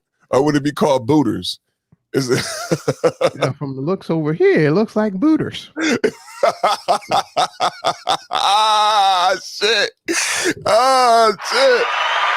We have entered into the no grocery zone, ladies and gentlemen. It's early in the podcast too. This usually happens in the 4th hour of the podcast when we get into the grocery discussion. But fuck it, we could get into it now. So now we're talking about a restaurant. Hey, they've had similar restaurants. I think they had a restaurant dedicated to this particular topic before in the South. Like, I remember seeing some on HBO about it. You know what I'm saying? Did you ever hear a couple of years ago, I think there was a place out there in Vegas. I think it was called the Heart Attack Grill. No. Oh, I do remember the Heart Attack Grill where they would wear like the nurses and everything and they would make the big old burger. I do remember that. I remember that. Yeah, the sexy nurse outfit, and they would wheel you out I of the remember. restaurant. And they like had beds and shit in there. Uh-huh. Genius. Now that is a classy establishment. Not Genius. Genius. But man, Twin Peaks. So you gotta look up Twin Peaks, man, on the website, man. Like anybody in the chat, somebody look it up, man. I didn't look it up, but because I'm not familiar. And they over here talking about how the new Hooters outfit makes the waitresses look like porn stars. They don't know about the Heart Attack Grill. They don't know about the Heart Attack Grill, or they don't know about how Twin Peaks then put them out of business, or this tweet right here, what they wear. I see this in Starbucks every day, mom and daughter. You know, I got to be careful how I say it because I don't want nobody, you know, it's R. Kelly season out here. So I got to be careful how I say it. But I see this in Starbucks and Target all the time. And it really be offensive. You know what I'm saying? You know, and you know what else I see? I see the Nike shorts too. Nike makes some shorts like this that they wear that look like drawers. I mean, they literally look like drawers, and they wear them to Costco. They wear them to Safeway. They don't look like drawers. Those are drawers. Okay, I thought they was drawers. They're just made out of jean fabric. That's what it is. Straight drawers. These are jean drawers. Mm-hmm. Shout out to the jean drawers. But what is between their legs? I is that some type of bicycle type of thing there? That's one of those new Segway things. That's what I thought it was. But this is like a thing to help you not fall.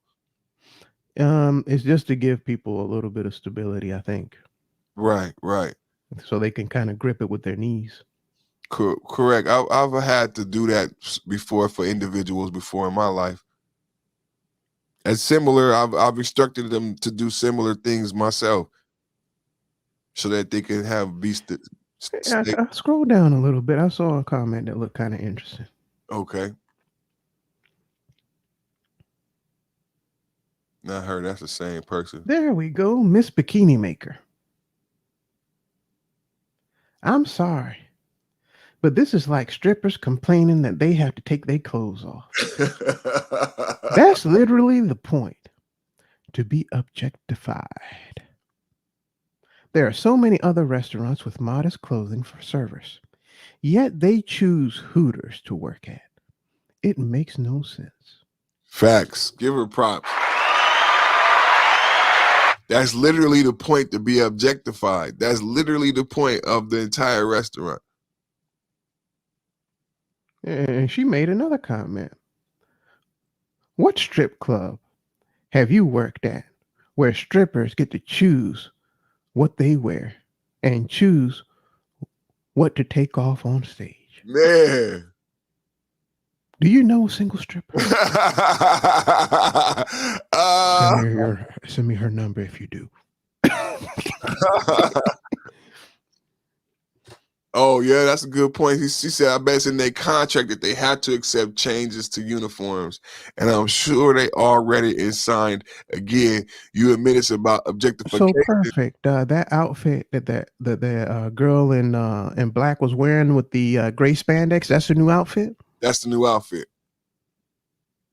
So they're more covered up now than they were before?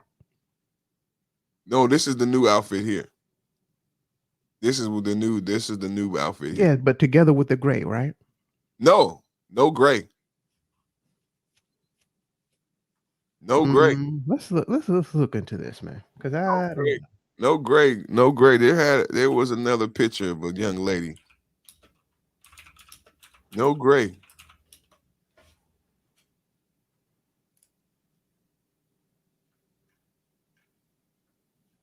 Yeah, look this up.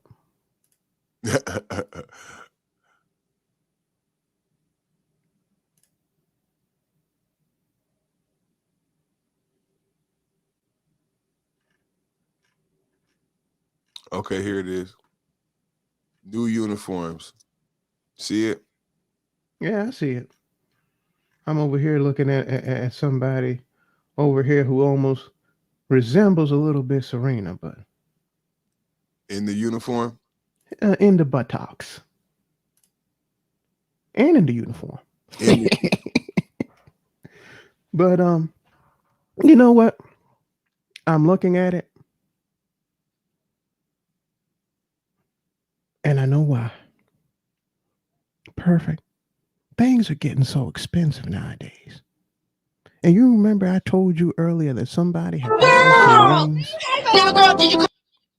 from Hooters, and it still had some feathers in it.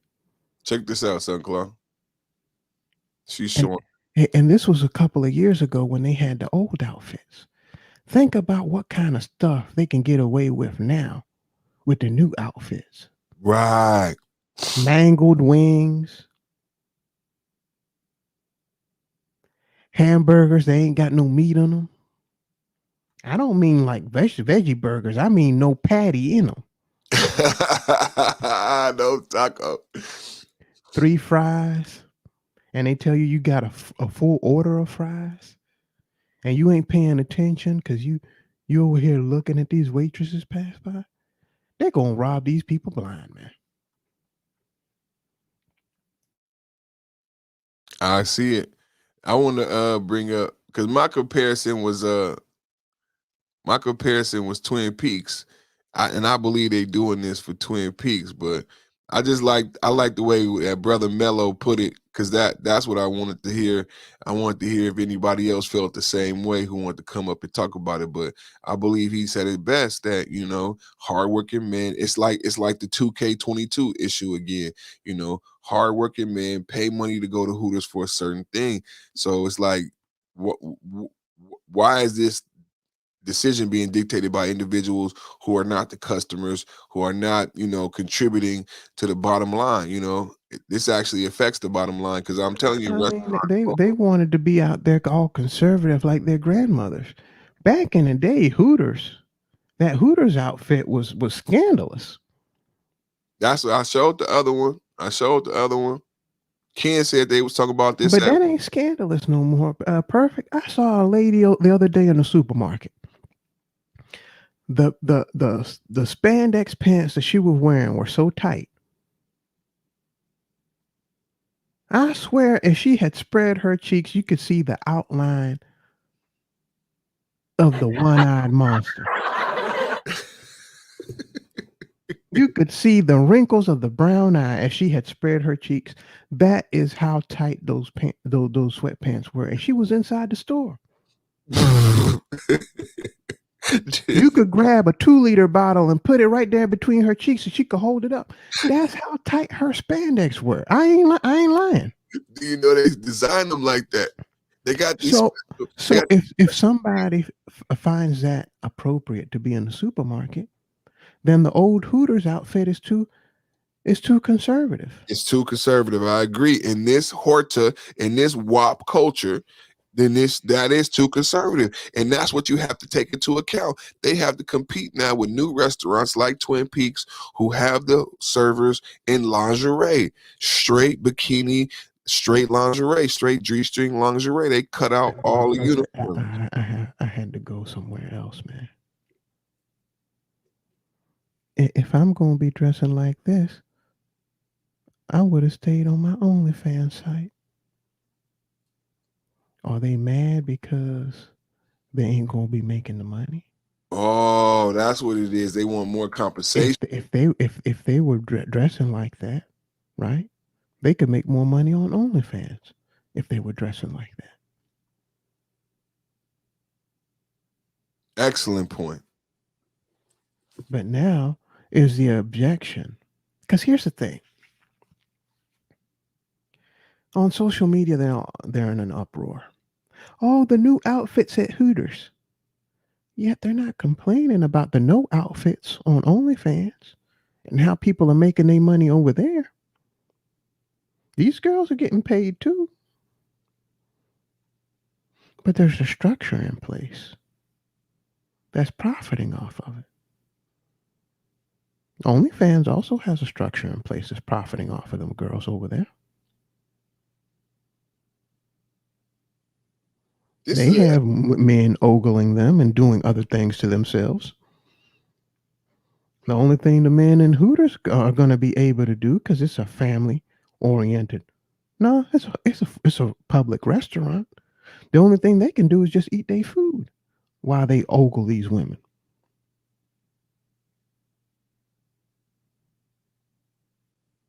So I wonder whether it really, truly is a question of outfits, because I've seen outfits that are more outrageous in the supermarket. I'm sad to say it. And that was the tweet. The same girls making this complaint wear this every day. That was the tweet. These brothers got it down, man. They ain't waiting for nobody. They got it down, man. So does that mean that now we can start a new trend, cutting holes in the front of the pants, and just had the balls hanging out, just the balls. I think they tried that once before. So let's take a look at a Twin Peaks that's similar to what they really dealing with already. In fact, we could call the new establishment, we could call it tea bags.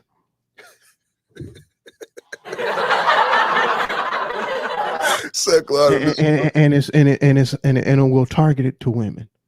We're targeted to women. Yes. And we'll serve tea and crumpets. Tea and crumpets, but the men have to wear tea bags, you see. But the men have to wear the tea bag jeans, though. Of course they have to wear the tea bag jeans. That's what brings the women in. Of course they got to wear the tea. My bad, Son Claw. What the fuck was I thinking? You see, as the servers are coming down, you see, they'll be shirtless, but they'll also have their tea bag jeans, and they'll be carrying a what is this thing? A tray with the tea and the crumpets and the cakes and all the little sweet things. Yeah, that's a beautiful idea. We'll make a mint. We'll be printing money. Yeah, we will. Be printing money. I mean, you remember the turkey leg hut, don't you? Somebody already put that in the chat. That was Ken. Ken already put that in the chat. And as they're walking by with their unknown washing habits, walking by you, spreading those coliforms, those fecal coliforms all over the air. To people who don't know, in hospitals, they fold the sheets when they take them off of a bed that's already been used. They fold the sheets. They don't just snatch them off. You know why?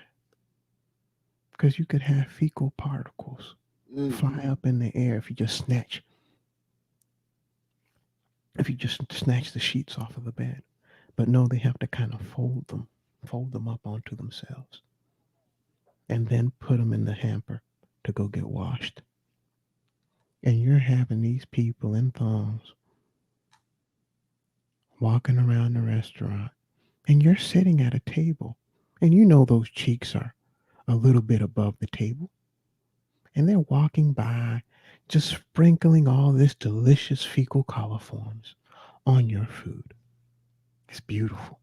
Pooh Man is back. Pooh Man is back. No, they're gonna get a new clientele. The people who made that 2 Girls 1 Cup video viral are gonna be rushing to Hooters now. These are Twin Peaks, just to give contrast. So we got the Twin Peaks. So make sure y'all vote in the chat. Who you got? You got Twin Peaks. Isn't that Twin Peaks kind of like a knockoff of the Dallas Cowboys cheerleader uniform? I don't know. Right now, Kind of looks like it. And the votes is 50-50 right now. The votes is 50-50. You got 50% Hooters and 50% Twin Peaks. So get out there and make your vote, man. Ken said, call it Big D's.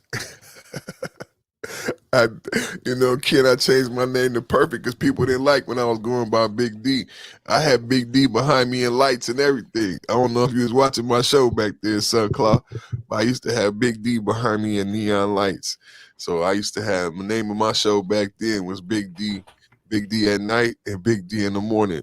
Because Son Claw, my perspective was, who don't want no Big D in the morning? And who don't want no Big D at night? So I like Nick at Night, right? Like Good Morning America. But strangely enough, as most of my audience were men, and I'm doing manosphere content, is similar to what we're discussing now. My audience didn't particularly like being offered Big D in the morning. Pause. So I'll be thinking I'll be coming up with some great ideas, but everybody didn't really like the Big D in the morning, so I thought it was a great idea. Big D in the morning, Big D at night. Who don't want no Big D in the morning? And then you know how I like to freestyle. They don't have a sense of humor. That's what it is. Man, I could freestyle 15 minutes on Big D in the morning, or Big D at night, you know, you need fodder for the conversation. Then I got Big D and lights behind me.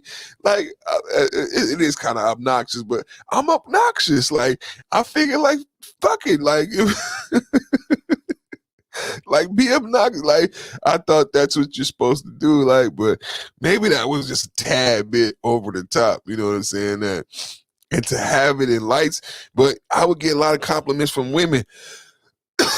Sunclaw, like, a couple of times I would go on panels, even it's like ism and different panels, and like beautiful women, they see me and they're like, oh, he's handsome, and like, oh, look, he got Big D behind him.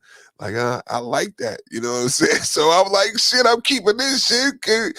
So when everybody's like, go by perfect, I was like, you sure? Cause the women like Big D, you know what I'm saying? Like everywhere I go, you know, they like the Big D, you know what I'm saying? But the brothers was like, no, we ain't gonna never call you Big D. Man, I hope you still have that sign, man. I think, I don't know. I would put it over the headboard of my bed. That's what I would do if I had a sign like that. And make it flash, make it blink. And then I would have a second sign commissioned. What would the second sign say, Son Claude? Do I want to know this motherfucker? What would the second sign say, Son Claude? All you can drink milk.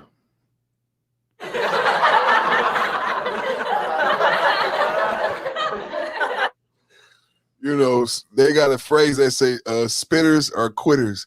But you know, Son Claude, I think that was when we was kids, because I haven't ran into a quitter in a long time.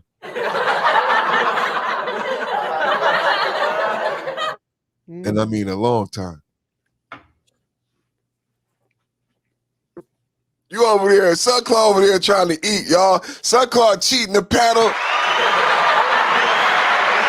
Son Claude cheating the panel, y'all. Ken, and see, Ken is biased. Everybody biased to Son Claude, and nobody called me on Monday. I'm not going to put up with this shit. I'm going on vacation. Even an ordinary ham sandwich, man.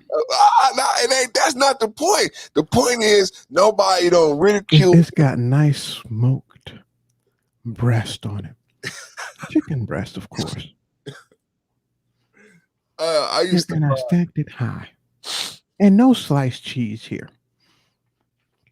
I have this 1 pound block of sharp cheddar cheese. The welfare block. And I take my favorite butcher knife and I cut these slabs that I put on top of the ham and the cheese, and then I enclose it with a nice little blanket made out of white bread.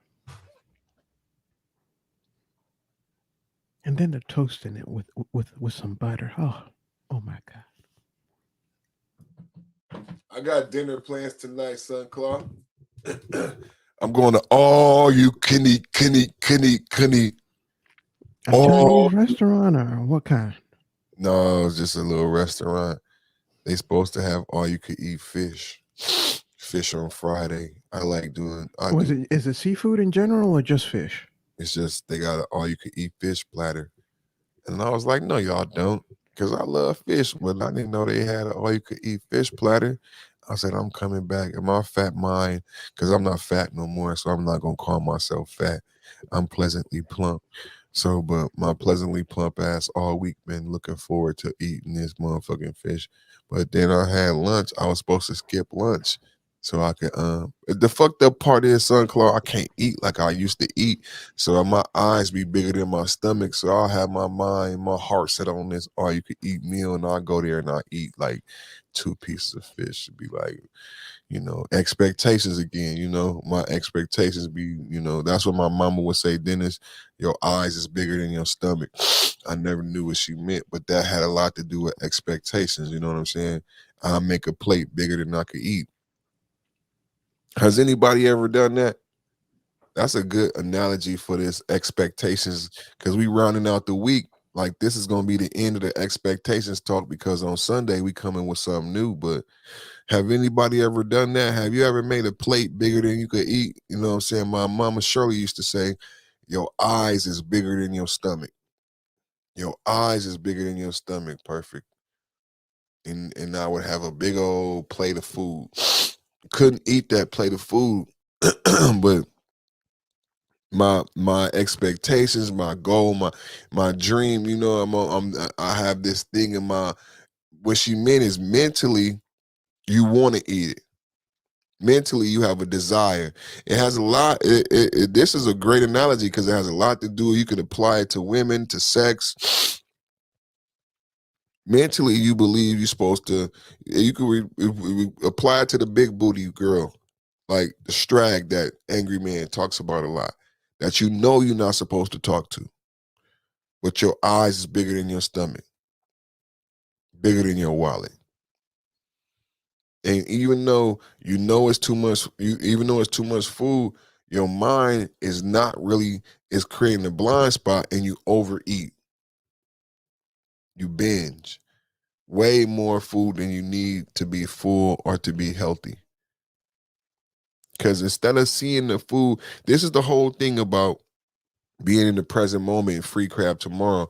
It has a lot to do with expectations, because what I was doing is I wasn't really eating the food that was in front of me. If you could understand what I'm saying. I wasn't, like, sometimes if you're having sex with a woman, but you thinking about another woman, you're not really enjoying that woman. So as I'm eating this plate that's too big for me, I'm not really eating the food and enjoying the food. What I'm actually trying to do is fulfill this mental picture in my head of gorging on all this food. That's really my orgasm. That's my foodgasm. More than the food, it's just food is a conduit, just a way to get to that orgasm. My mama would say, your eyes is bigger than your stomach. And the only way I'm gonna eat all this food is to really not look at it, to really not pay attention. Because that's what, I don't want to say fat, because I don't want to put nobody down because I've been fat and overweight, but that's what you do in life. It could be a woman, it could be money, but what you do, like how you spend money, and then you go back to your stack and there's no money left. You know, I've done that before. You know what I was doing? Is it was like, who moved my cheese? As I went back and got another $100 bill. I went back and got another $100 bill. Fuck it, this time I'm gonna get 1,000. You know what I'm saying? And every time I go back, I'm not putting money back into the stack. And then one day I go back to get $100 bill and it's only $300 bills left. And I'm like, oh shit. But I knew as I kept going in my stack, getting $100 for this, getting $300 for this, getting $1,000 for this, getting $2,000 for this, and not putting back in 5 bands or whatever. And then one day, this is the same thing. My eyes is bigger than my stomach. The only way you do that is you not really looking. You refuse. You mind. This is the mind fuck. We mind fuck ourselves. Perfect. You had me thinking there. It's not that you ain't looking. You ain't giving a damn. I say not giving a damn because if I hearken back to the past and look at some of the binges I've had, food binges, of course, I had discomfort.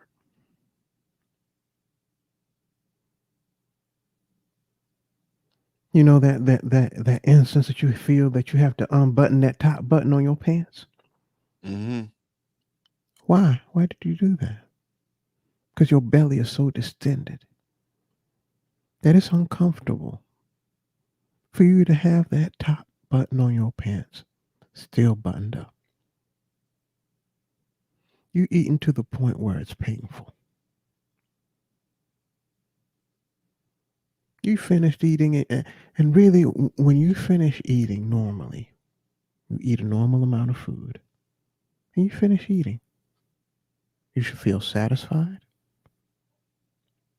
You shouldn't feel any discomfort. But you just finished eating and you feel uncomfortable. You get acid reflux. You're belching, you're burping. But you knew you were full 10 minutes ago, but you just kept eating. One of the issues I had was just the speed at which I was eating. It takes your mind or your brain a certain amount of time to register that it's full. Right. Now, if in that time you just keep on stuffing and stuffing and stuffing and stuffing and stuffing,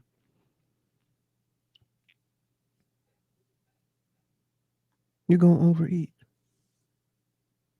You remember perfect when they used to, chew your food. How many times would they recommend that you chew your food before you swallow it?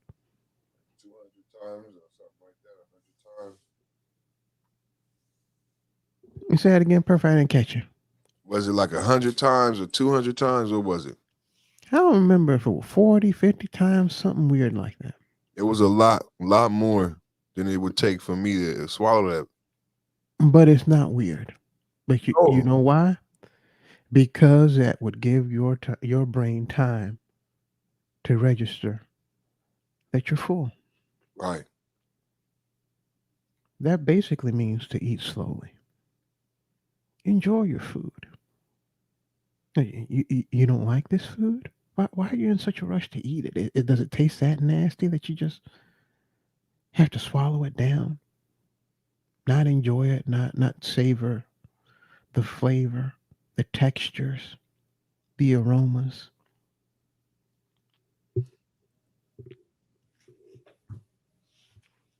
You know what contributes to that? Yeah, go ahead, Perf. When in my intro, I talked about the effort it takes to yield good fruit, and I don't know if we was talking about this, but I've talked about this before with the food stamps and the perverted relationship with food that we get because you don't have to earn this food. Like how you talked about your grandmother and your grandfather, and when you get the food stamps and the relationship that you talked about just there and you described, I know it so intimately. And for me, it always circled around not purchasing the food, not knowing the struggle that went into growing the food, creating the food, preparing the food, but simply being able to have the thing.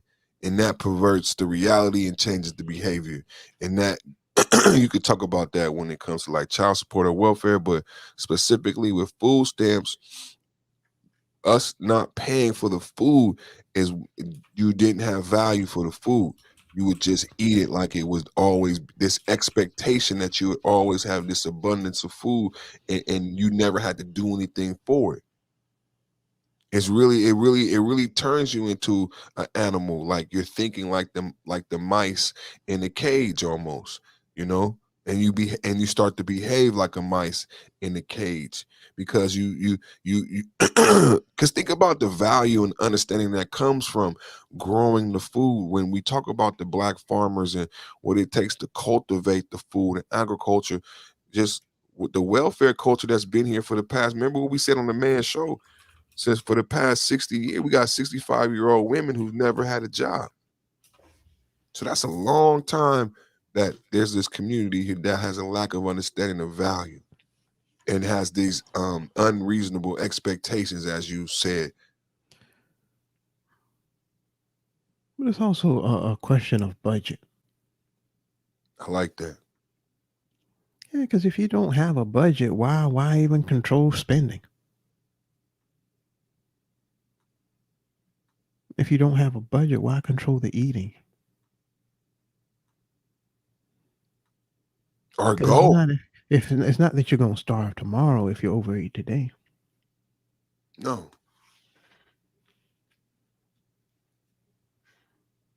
Alonzo.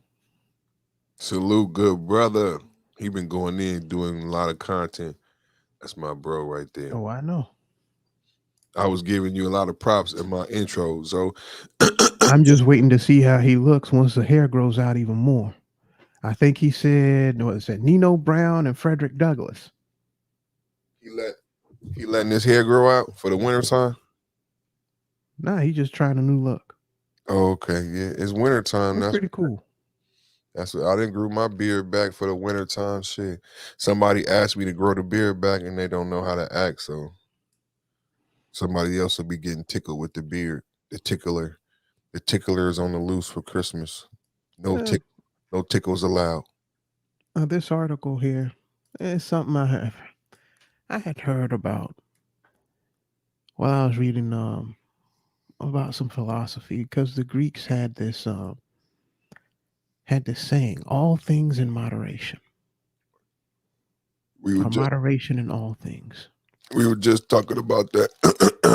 We were just talking about that, and we weren't talking about the turkey leg. Despite being extremely anxious, often frail persons who was tortured by severe migraines, my grandmother's determinations was unparalleled, as was her will to pass on what she had learned. From the time my sisters and I were babies, as well as my two first cousins, we were vessels into which she poured her knowledge, acquired from her life experiences, as well as her days as a student of Greek and law. Though she had been gone for too many years, I can still hear her voice in my mind. Displeasing bromides and epigrams to live by. Bromides and epigrams. Somebody put the definition in the chat.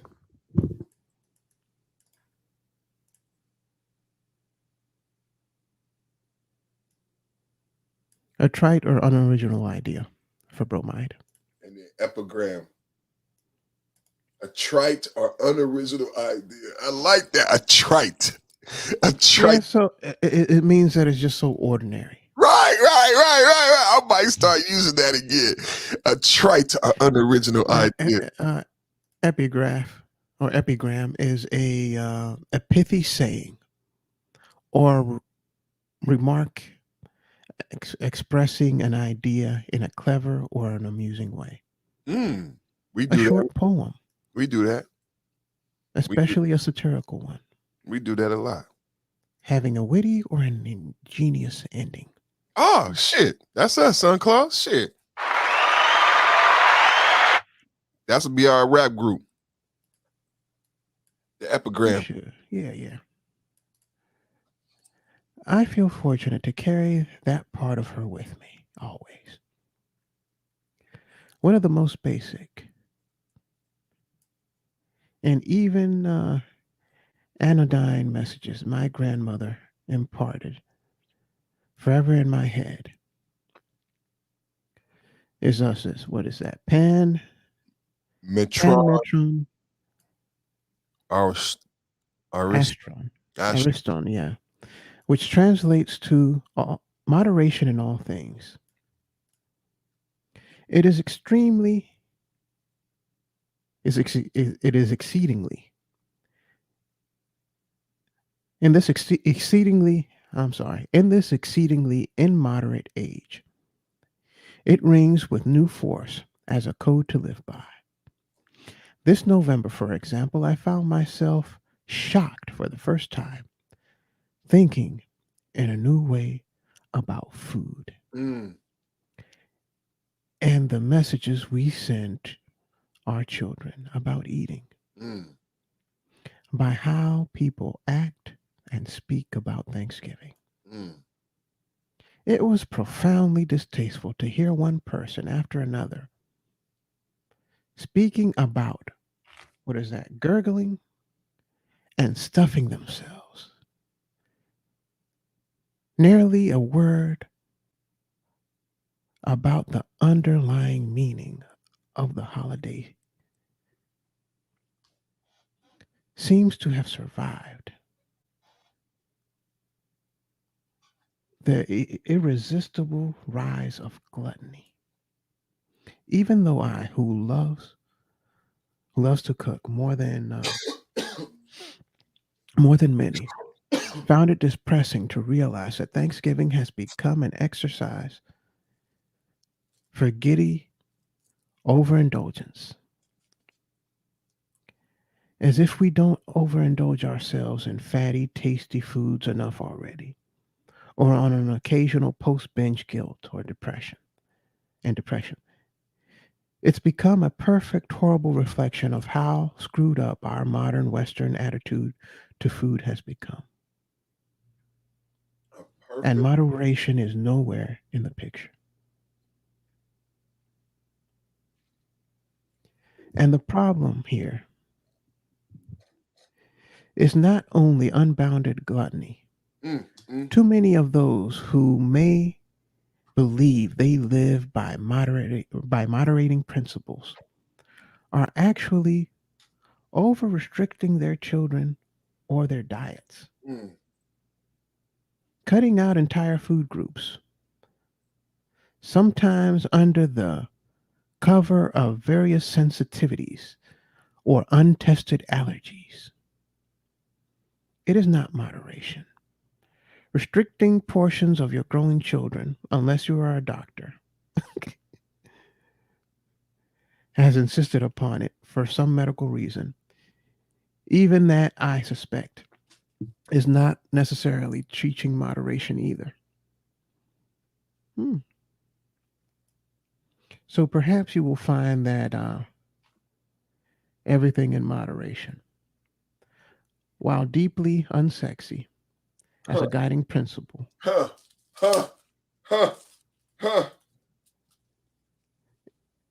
love. We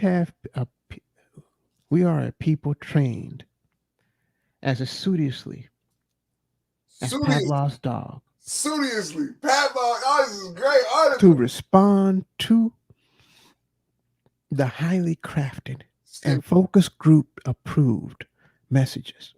Stimuli. May be a useful standard to apply to your own life with the holiday season upon us in full force. It is a useful reminder that more is not always more.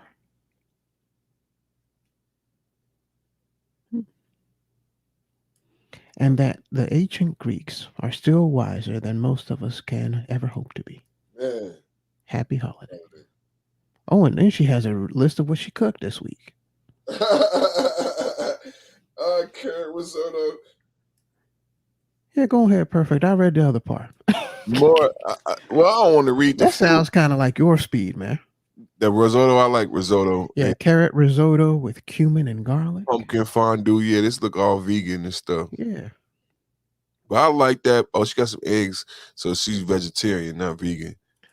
Now, when she was talking about that restriction or over restricting for the children's growth, to a point, she does have a point, and it's hurtful in other ways too, because then once they're out of your sight, they'll just go wild. Go wild. As far as the food goes, this is true. Because it's not internal moderation; it is an external moderation. I like this part when that external moderation, right? Has anybody heard rumors of past the $40 of the Catholic girls who are virgins but have given the booty up? You mean the booty for real? The brown eye. Oh yeah, I've heard of that. They call themselves virgins because they haven't had anything in their hoo-ha, but the brown eye is fair game. Fair game. Because they don't say nothing about that brown eye. Right. Well, but they're moderated, right? It's external moderation and not internal moderation. If it were internal moderation, they wouldn't do either one of the two. Wow. External moderation, somebody's watching you, somebody's putting that plate of food in front of you, And that's all you can eat, just that plate of food that's in front of you. Moderation is you have this big old plate of food in front of you and you just eat until you're satisfied. Not full, not bursting at the seams, until you're done. You know Now, what? I have had enough of this. Let me put this plate off to the side. I'm done. now, what I like about what you read and what you said that I could read between the lines because I've been through this myself and looping it back is the expectations involved and what you just said that in case anybody listening been dealing with these type of things in other areas is that this is a skill set and I didn't have it. It's something like some of us, if you don't have, I don't want to blame it on metabolism, but if you're not learning this simpler, like Alonzo's in the chat, just like finances, if you don't learn this stuff, then you doom to like never to be poor for the rest of your life or to be overweight if you don't understand these things about food and you always have an unhealthy relationship and understanding of these holidays and with food. What Sunclaw is describing is a skill set. Mitigating and managing your expectations is not something that's going to happen automatically. This ability to only get this, what I just put in the chat, Sunclaw, is that more is not always more. What the article is saying is this is one of the greatest philosophies that they take from the Greek philosophers is that more is not always more. That everything in moderation, like there's so many Greek philosophy and quotes that we hear all the time, and this one is they're saying number one. It's a skill set, and I have Drinking in moderation, it's a skill set. Anger in moderation, Skill set. So they said moderation in all things. Skill set. All things. Because when you go overboard in a lot of things, it causes problems in your life. Balance. I said perfection synonym for perfection is balance. You don't moderate the drinking, man, then you end up with liver issues. Man. Shoot. One of the things you might not know is you might end up gaining weight from excess drinking. The excess eating, most people know what the consequences are. They think it's just heart disease and being overweight. But you know what gives out too? Your knees, your hips, your joints. My back. My neck and my back. Yes, all of these things. You can't run because it puts too much stress on your ankles and on your knees and on it just puts too much stress on your body.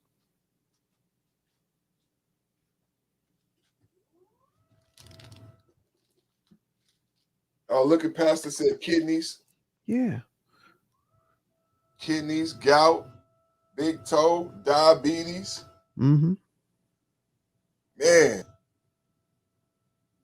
Now, what are some symptoms of doing this, of your eyes being bigger than your stomach when it comes to relationships?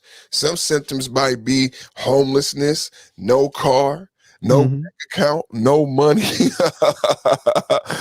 know what I'm saying? You know what I'm saying? Some people could speak to that in the chat. You know what I'm saying?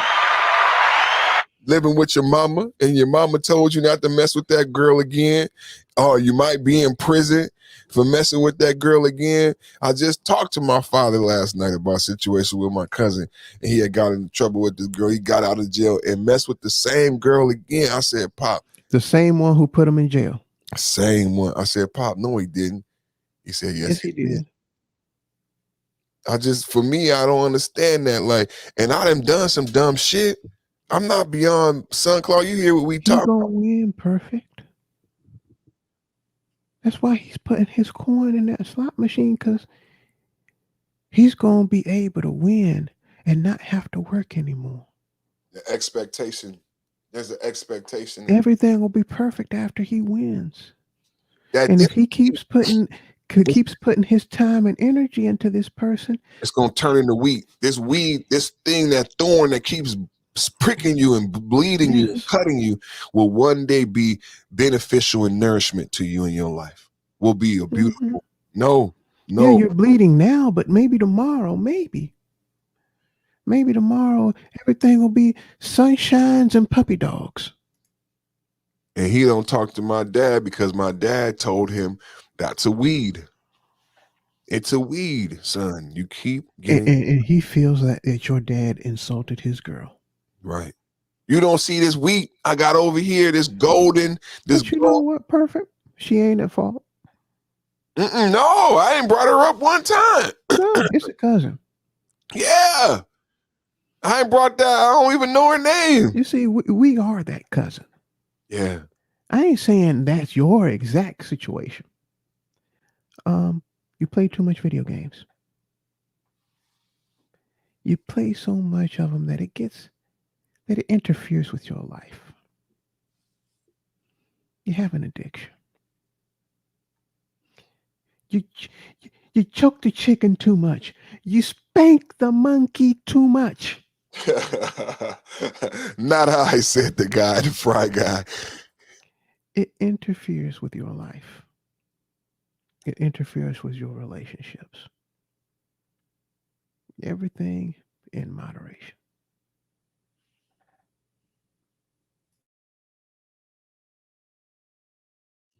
Everything in moderation, and more is not always more.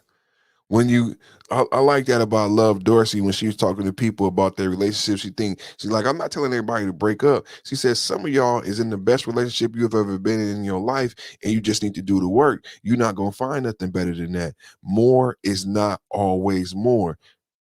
More is not always more.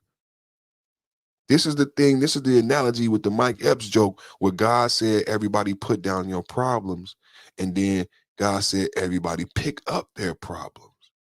And you may have ended up with more problems than you had when you put your problems down. More is not always more. More is not always better. People say more money, more problems. More money, more problems translates into more is not always more. When you're young, that is such a complex concept to grasp. I know as a young man listening to me like, man, I don't have nothing. I don't care what you trying to tell me right now. That's for people who got something. More is not always more. I remember you read some of y'all who watch the Instagram stuff. Boosie's son did the milk crate challenge and broke his leg. Boosie said, why'd you do that? You had $25,000 in your pocket. He said, all money ain't good money. All money ain't good money is more is not always more. I tell you, one time I got in trouble and I learned a lesson in my life. I was at home. I was in the bed. I got a phone call from my uncle, and my uncle convinced me to get out of the bed and come get this couple $100. Now, once I did this, I got out of the bed, I got in trouble, and it started a spiral in my life for a long time. But this is what happened. I got out of the bed. I jumped in my car. I had a Cadillac, but I had 3 cars. I didn't have to jump in my Cadillac. I could have jumped in another car, but I wanted to jump in my Cadillac. Triple white Cadillac. And it's after midnight. Now I could have I could have went directly to my uncle's house to get the couple $100, but guess what I do? My uncle was right. I go left. I'm already up.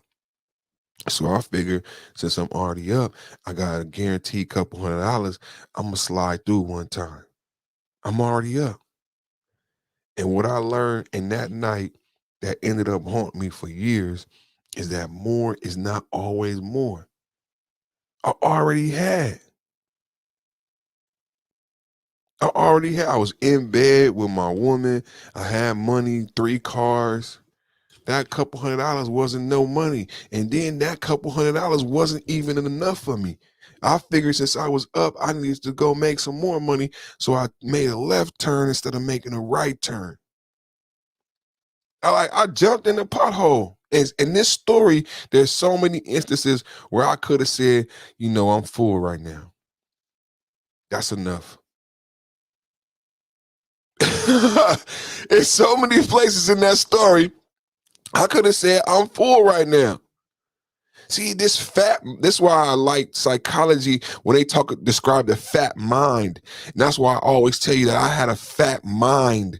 It was a lifestyle. It was a way of thinking that I was thinking I had a gluttonous mind that more is more and more is better. And tonight, the managing your expectations is understanding is that more is not always more. It's it comes back there like needs and wants. More is not more if you have everything you need. At that point, it's not more. At that point, what you end up doing is you end up complicating yourself. And what you look back on and saying, you know what? I had everything I needed. I should have just been living.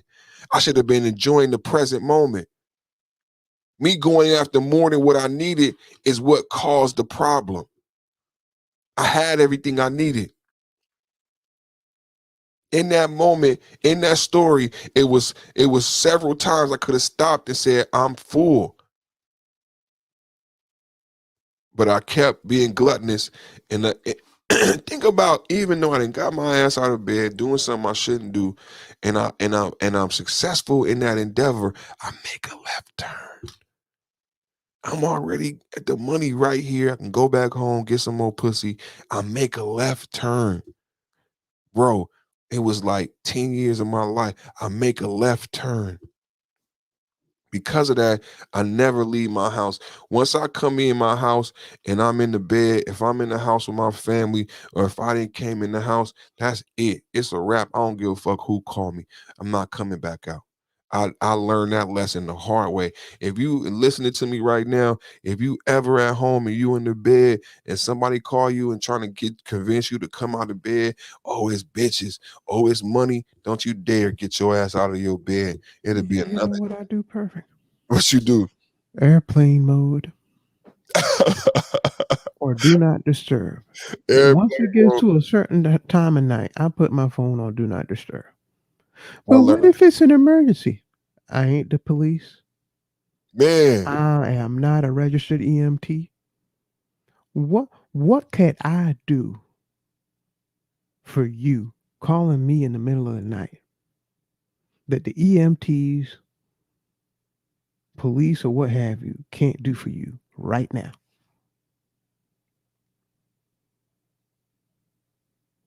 So that technically means I can wait till the morning when I wake up, bright-eyed and bushy-tailed and full of energy to tackle the problems that life has in front of me.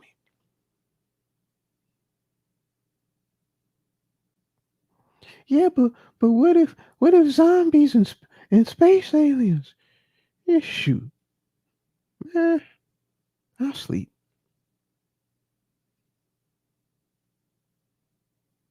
I can't really think of one right now. Perfect. Right, Oh, my right. car broke down on the middle of the road, on the side of the road. My AAA tow truck.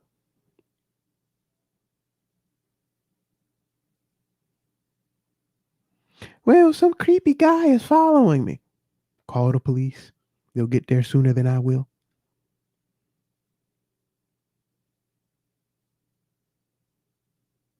Hmm?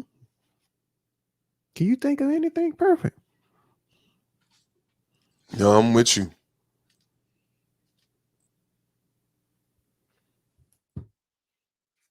I am in agreement. I concur.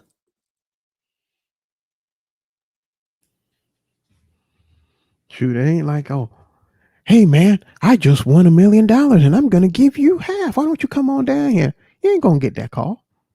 Mm-mm. Expectations. I had somebody get upset with me, perfect. They had called me, I think, at 3. Yeah, it was 3 o'clock in the morning. And I didn't pick up the phone. Shit, they didn't even know. I didn't even hear that motherfucker ring. When I woke up in the morning, I saw that I had a missed call that came in at 3 o'clock in the morning. And I called them back and I said, hey, what's going on? Why'd you call at 3 o'clock in the morning? Well, we were having this issue, but it's resolved now. Thanks for nothing. I said, perfect, man. This shit's been resolved. I didn't have to get up out of bed and do nothing. I would have, I think I see somebody say, and remember that for the next time that happens. You know what I'm saying? Apply the same ingenuity that you did tonight. Click, you know what I'm saying? With your bad ass. Go on dance. Go dance with your bad ass. Shit.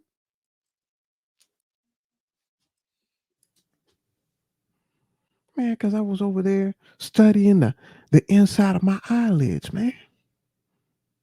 That's important work that needs to be done. Important work that needs to be done. And who gonna do it if I don't do it? Exactly. Shit.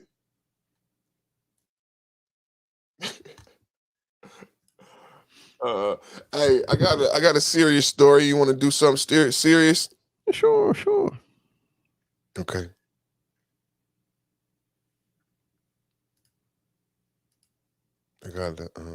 I had an article about Hooters too. I forgot, but we passed Hooters though. But I got a story that's some irony because it's funny because I was thinking about I saw somebody sent me something about Kyrie Irving, and remember when we talked about Kyrie Irving, we juxtaposed it against the World Tennis Association, and I think his name was James Curdy or something like that, and how he perfect. I'm just surprised the union didn't stand up for him. Me too. But check this out tonight. Check out tonight's story. So we talked about Kyrie Irving and how he been attacked, right? And then we juxtapose that against the World Tennis Association. But let's check out this story, which is very ironic because this story came from a meme that was sent to me about New York City. Like, we talked about the Italians, right? When I talked about The Godfather and that being a political movie and how they took over that industry. And right now, if you dig deep about this, about who they picking on and about who's not succumbing to the mandate, like, and one of the people that's secretly not succumbing is these individuals right here. And in New York, they basically saying no. Basically, they saying no. These police officers, they know the EMTs in their area. They know people working in them hospitals. So if it were enough of a concern for them, they would have been the first ones in line. I agree. They're plugged into a certain point. We hear about it in the news. These people hear the shit firsthand. Fair use. When you have hospitals forcing their people, doctors and nurses, that first-hand knowledge. I ain't saying no more. I don't mean to say nothing. They don't want to get that shanky wanky, that stabby wabby. Check it out. Let's check it out. Just even though I got mine, I don't blame them. This ain't. I'm not picking no sides. This is just, this the media. This is for commentary. I think people will hear this and be like, really? And here's one more thing I have to add. I was having a conversation with my father, and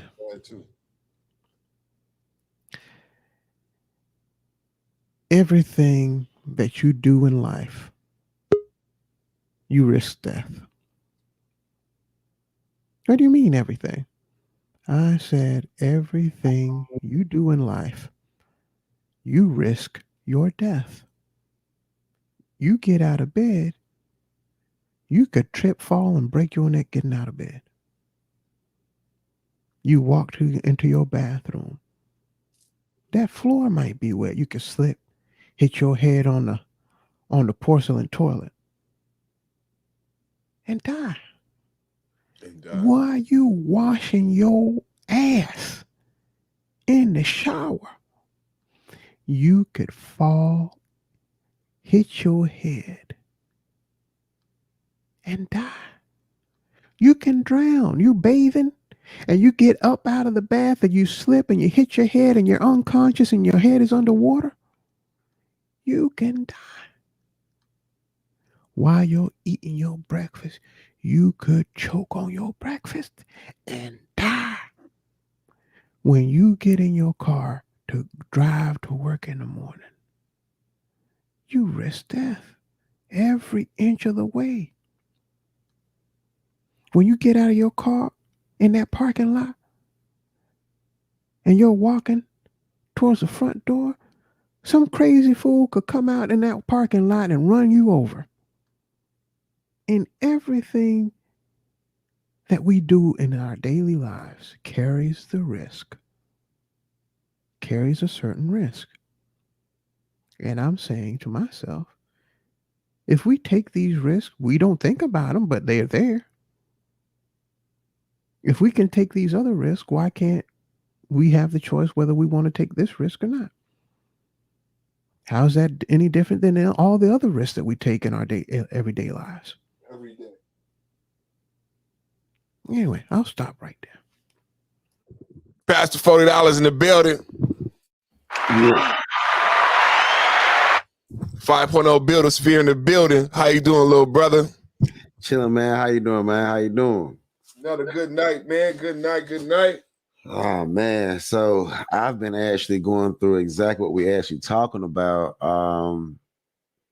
I've been off a contract for like a month and a half now. Now I went back because I have decided that I wasn't going to, but I recently just have because I said I could just, I don't have Kyrie bread, so I don't have the chance to hold out that long. So I took the first one like a couple weeks ago, and I get my second one on the 20th. Then I will be eligible to go back to pretty much working again. Right. Yep. They know what they doing. Hey, I ain't mad at you. Let's check this out, man. Let's see what they got to say, and then we'll discuss it further. Vaccine because of COVID. Police departments across the country devastated by the virus. And yet, convincing officers to get a COVID-19 shot hasn't been easy. Some people let politics, I think, play into it in their decision making. We're going to try to continue to educate our people to try to get more and more officers comfortable. Keith Meadows, police chief for the city of South Fulton, just outside Atlanta, says less than half of his police department officers have been vaccinated. How much do you think about them on a day-to-day basis when they're out there dealing with people who may have COVID, who may have not had the shot before? I think about it every day. It's even more important, to be perfectly honest with you, that our officers are educated around this issue. Like Detective Joseph King, who remains skeptical. Personally, I just want to kind of stand back and let them work through the kinks, and I'll then make a decision later on. While some are reluctant to take the vaccine, others have opted to get vaccinated. I made the decision to go ahead and get the vaccine in hopes that I don't have to feel that way again. Roughly 60% of U.S. adults have had at least one dose. But in many police departments where vaccines aren't mandatory, it's a different story. As of May 10th, about 40% of Las Vegas Metropolitan Police employees have received their first dose. In New York, that number is 40% among NYPD employees. And in Chicago, it's 28%, according to the department's limited.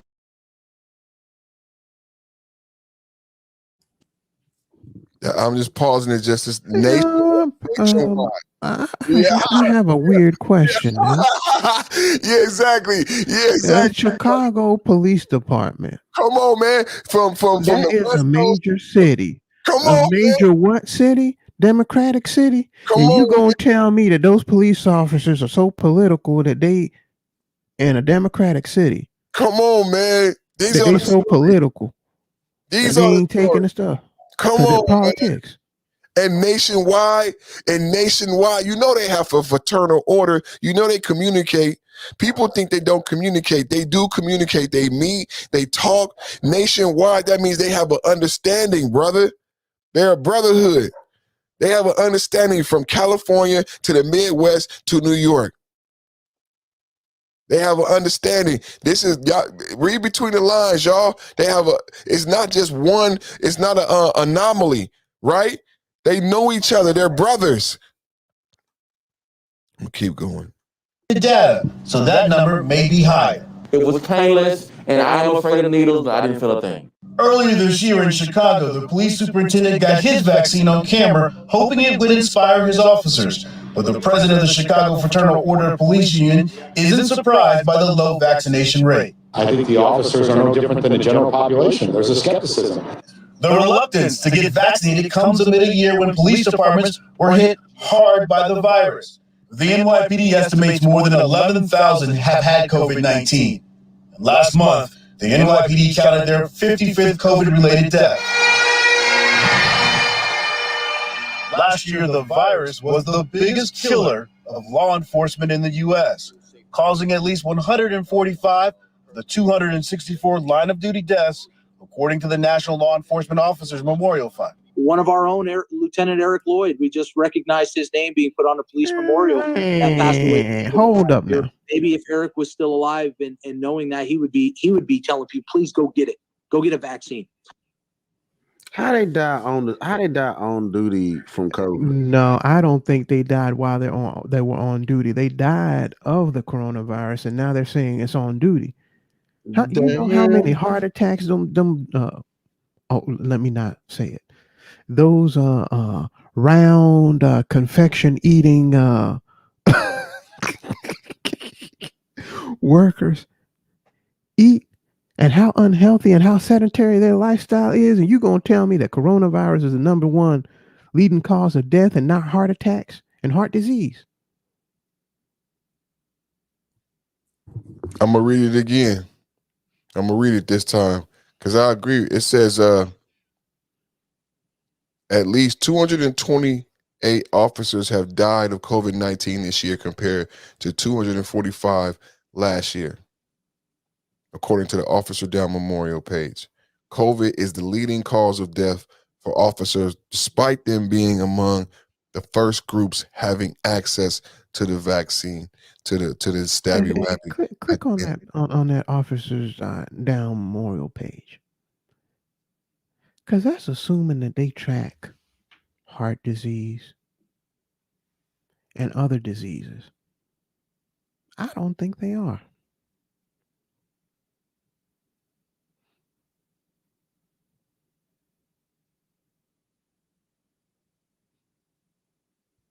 Yeah, it's a large number. But you're gonna tell me that more of them died of that thing than they did of heart disease? Out of all the officers in this country, all the officers I've seen some who can barely get into their John Brown squad cars.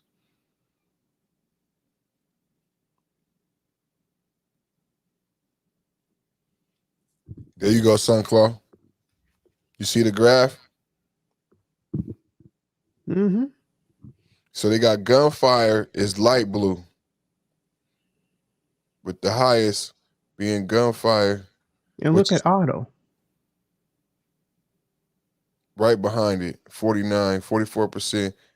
It's equal every year almost. But in 2017, auto won. Yeah, and in the state that I live in, they passed move over laws where you have to move over into the other lane if there's a cop doing a stop or something like that. You have to get over or slow down. Because they will take you out. I see it all the time. Watch out for them white ladies in them Subarus. They will take your ass out, baby. Yeah, because now they don't even go to the passengers, to the driver's side. Now they're approaching the vehicles from the passenger side and leaning in just to keep themselves away from traffic. A couple of them got ran over in Texas, going about 75, 80 miles an hour. You ought to see this shootout that a dude had with a Texas he killed a Texas trooper. That was crazy. That was recently? Mm-hmm. Wow. So they have troopers and they have rangers? No, we have troopers, rangers, and marshals. Daggone.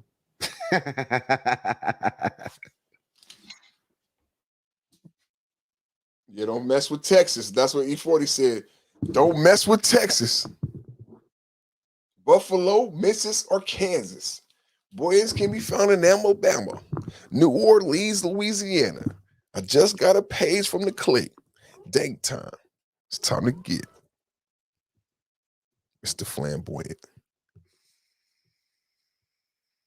What you got, Pastor, on the expectations, man? This week has been perfect expectations, man. We've been talking about expectations, managing expectations, mitigating your expectations for success, how the mathematics of using expectations positively to help propagate success in your life. What you got? Well, as far as expectations, I've learned to take them good and bad. Good and bad. I learned to take them lightly. I've learned to take expectations very lightly, rather than. That's one thing I've learned about expectations. I'm sorry I can't add more to it, but that's what I've actually learned over time, to take them very lightly, and be ready for it, and try to. I look at preparation now more than expectation, if you want to know the truth. I like that. We got G in the building. What's up, G? They let you right on in. What you got for them?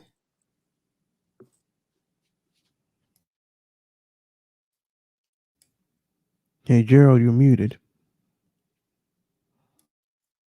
Mm-hmm. They fucking with him. That's what it is. Man, he probably was going to drop some knowledge. They don't want that stuff to get out. No, they don't. No, they don't. Trying to stop a brother. Oh, here I am. That's my fault because I had the mic on mute, man. My bad. Can you hear me? We can hear you all good and clear. Let's go. Let's go. Free Let's fries go. and slaw dogs for everybody. Well, listen, I chose Hooters. Hooters because of the chicken wings. Now, as far as that word expectations, I don't expect nothing out of anybody but myself now because I threw away the emotions. You know, I beat all of that itch emotions out of me because you have to do it every day. And sometimes I see it displayed in men on every day, because to be a spirit of who we are, such as Son, Claw, and Pastor, we're in a battle. Expectation. We're in a battle, and nobody never told us we're in a battle.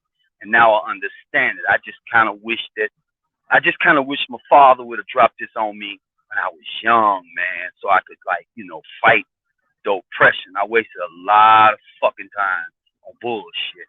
So, I take that chicken wings, I take this perfect time, and I take some of that slaw dog that old boy said. But one thing I'm not expecting is my brothers to come up. I'm a gambling man, and I can just see all the faults within my people. I can. So, again, I'm expecting this zombie apocalypse to start because we're not talking about economics. We're not. And this shit is going to really pop off when this new world order shit kicks in. You understand me?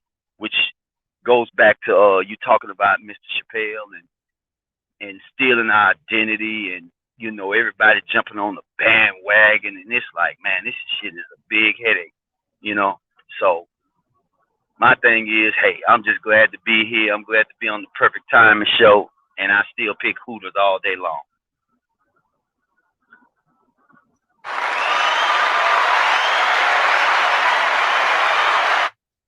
Have you been to Twin Peaks? No. I haven't been to Twin Peaks. The only Twin Peaks I know is a drink up here. I think it's a tea or something. But no, and remember, I'm in Canada, so they don't have Twin Peaks here. Okay, they got Hooters in Canada though. Well, they used to have Hooters, but it's franchises. It's really not a strong franchise like it used to be. It's not. It's not really strong. not. You got OnlyFans and all of that, and you don't have to go eat chicken wings and look at boobies anymore. You can just buy your chicken wings and go home and go with OnlyFans. Well, I think they let the food get lackluster, and that's what you got. Buffalo Wild Wings came into the picture. So when you got when they had the other wing places come up, they didn't change the menu or change the product, and that's what happened. Like And people basically they went for the quality with Buffalo Wild Wings, like, you know, flats. Let me get 10 Right. flats of it.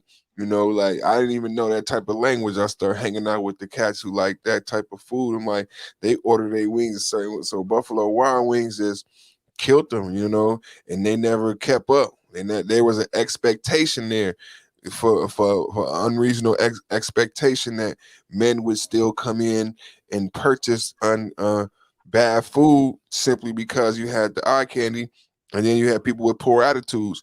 And when they tried to change it, it was too late because you had the competition. It's a lot to learn from this. It's a lot to learn. Well, let me ask you this, Perfect. Who were the ones? And let's go with culture. Who were the ones with those bad attitudes? The employees. But let's go with culture. Who are the ones with the bad attitudes?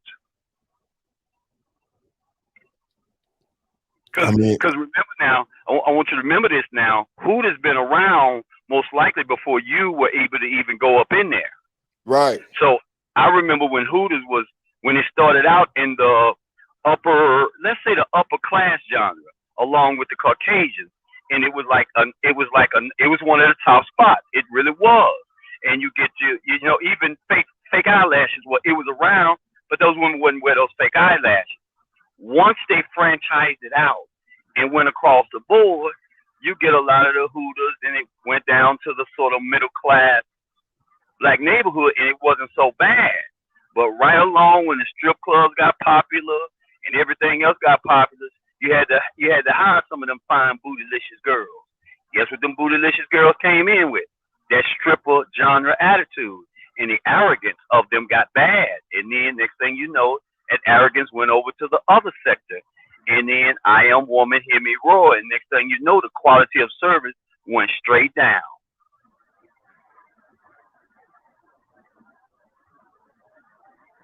It did.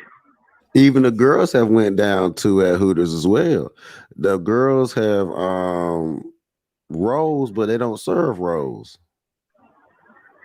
I don't get it. Now here's another thing too. Hooters was supposed to be about the Hooters up top. Now what if they having a shortage and they can't find them, and all they can find are women with ample bottoms? That's what Hooters is looking like. They got a bunch of like A-cup chicks in there because you know, especially down here in Texas, they might as well change to the apple bottoms because these girls aren't here. They wide in the hip and what they wide in the waist. And that's why they changing the uniforms up. Oh my goodness. You got Twin Peaks out there, Pastor? Yeah, but our Twin Peaks is they kind of took a hit too. That's a thing, Nelly. Well, ours, the bikers kept shooting ours out. So you remember that big shootout at Twin Peaks down here in Texas? That's right. I remember that. Oh man, I remember. That's too bad because Twin Peaks, they really go all out with the lingerie and the bikini contest. It's a whole different vibe. Like they took it to another level because they wasn't gonna get done like Hooters. They learned from the Hooters mistakes. You know what I'm saying? And they really like what the story we did about self-determination. What they learned. Like these girls right now are complaining. So what I believe Twin Peaks learned, and the lesson we could take from this is the lesson from self-determination and how do you be motivated and be determined is autonomy. So what I've noticed with the girls at Twin Peaks is they allow them to choose their own outfits. So you can wear what you're comfortable with, and then depends on your tips. So if you're more, because you get that job because you're okay with that type of lifestyle, right? And if you're a more risque person, what I've noticed is that some individuals will wear lingerie that's more revealing, and some people will wear lingerie that's more covered up. You know what I'm saying? But it looks like to me that they have the autonomy to wear what they want, and that decision is driven by, you know, how much tips they want, and that drives the behavior. So I'm like, they really figured that out. Like you can wear lingerie, but you can wear the lingerie that you want, and then they figured out that, okay, based on what I wear, that's what I'm gonna get tipped. And then they just do themes like, okay, this week we want you to wear a swimsuit. You could pick the one you want. but you got to wear a bikini, you know, and that autonomy has more, the girls in there more excited, nicer, customer service is better because they pick their outfit. Like no one has on the same thing in there. It's like they really learn a lesson. Like this is how you mitigate expectations is with autonomy. But go ahead, brothers, what y'all think? I agree. Next. And then so we was talking about the video we just played, G, was about how the irony in this national fraternal order that have decided to that they want to take their time, and I'm not saying whether they're right or wrong, but they seems like they've been given the authority to just say we want to sit back and wait and see what happens and see what turns out with this thing before we commit, and we're not going to be forced into doing so. I just find that ironic if you juxtapose that against Kyrie Irving, where they ready to string this brother up.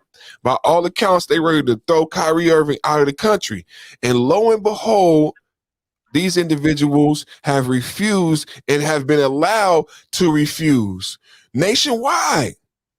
It's just like the World Tennis Association, and who plays tennis and who are the police officers. So it's funny where you find these individuals who don't look like us, who have political mobility or agency, like we talked about last night, exercising their rights, and individuals who don't, no matter how much money you're worth, you don't have the agency to exercise your rights.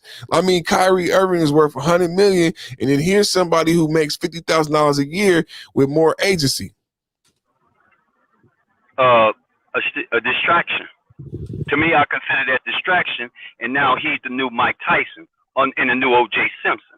It's all a distraction just to keep you there. But see, Kyrie, they know his energy. They know he knows that he's a native of America. So they say, well, why not attack him and generate this over here? Remember now, this is still all about something called man, and I'm dating. Y'all can put the words together. Long as they can keep you distracted, they can do what they want to do, which they're actually running out of time. And I always say this, man, and this is kind of dangerous to say. What does a vampire need to survive? That's what it needs. And our energy is the real currency.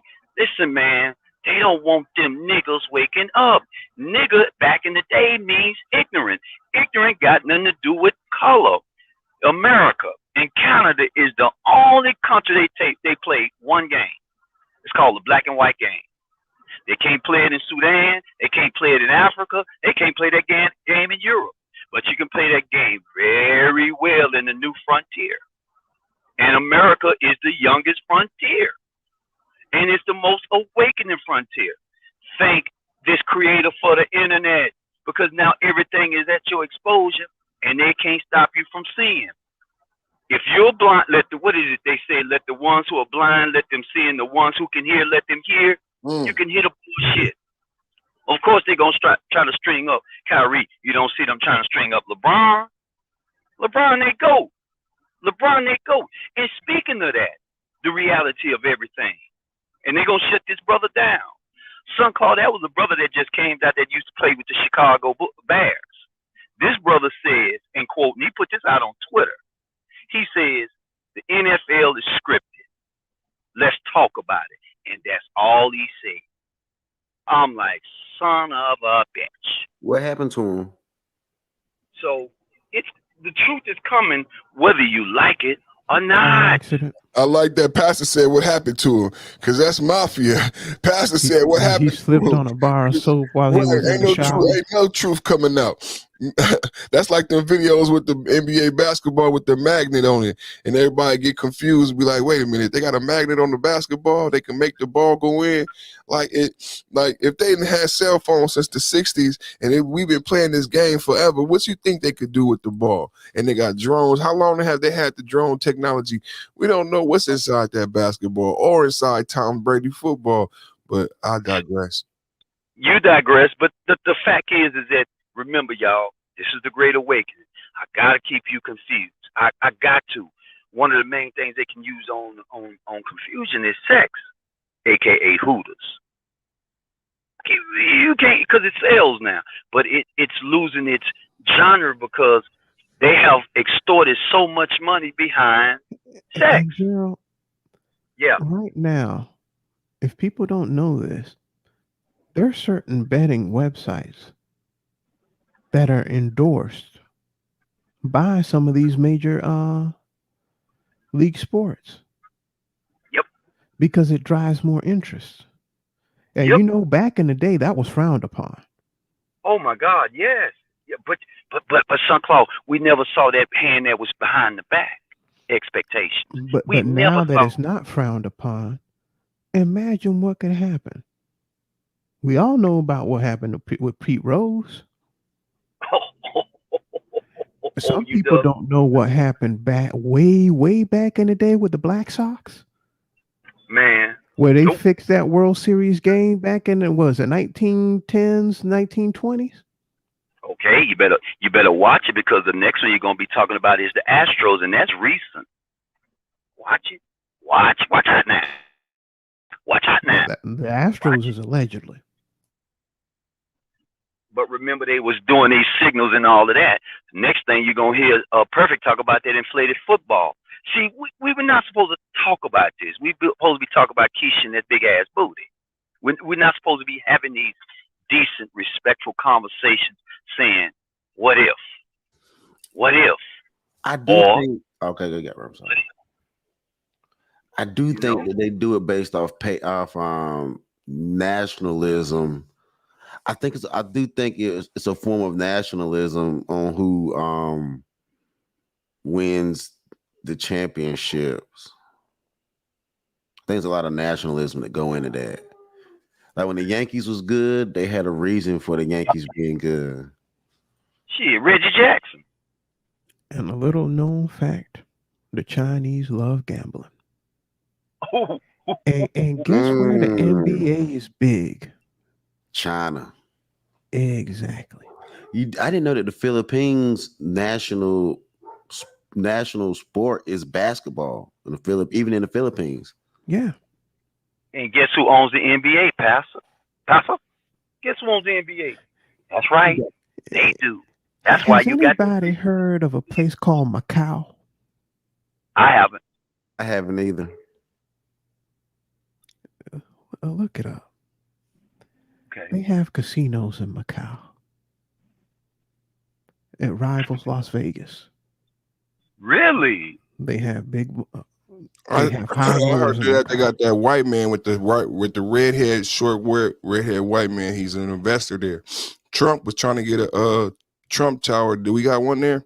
It's Korea, right? Is it Korea?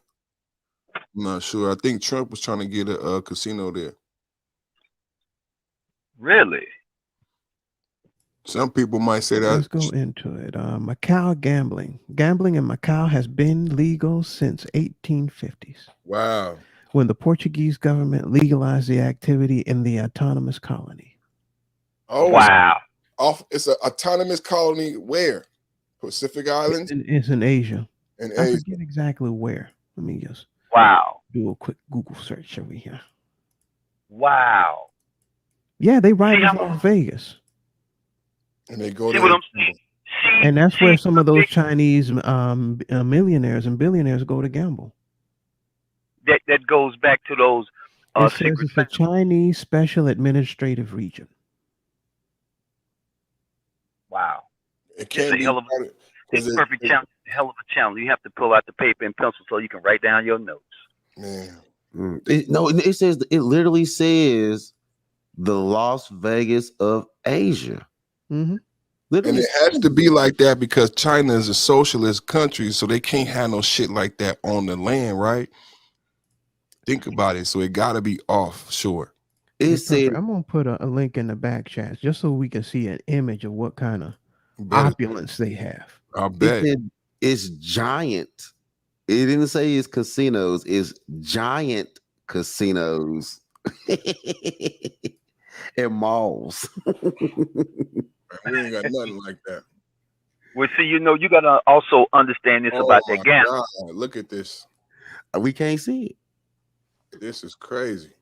Because they control what we know. And also where I'm from. Hey, perfect. Can you put that on the screen? Look at that. Look at that building right there in the center. Whoa.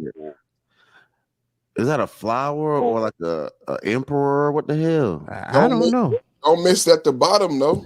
Don't miss what's going on. It's still other shit. That just lets you know how big that motherfucker is. Cause this is skyscraper like Vegas down here. Look, down here is like skyscraper shit down here. Then you got the big skyscraper right here. Then you got this shit we don't got in America. That shit got a globe. And I don't think any of the casinos in Las Vegas are as tall as any of those buildings right there. No, man, come on. This is Vegas. This is what we got.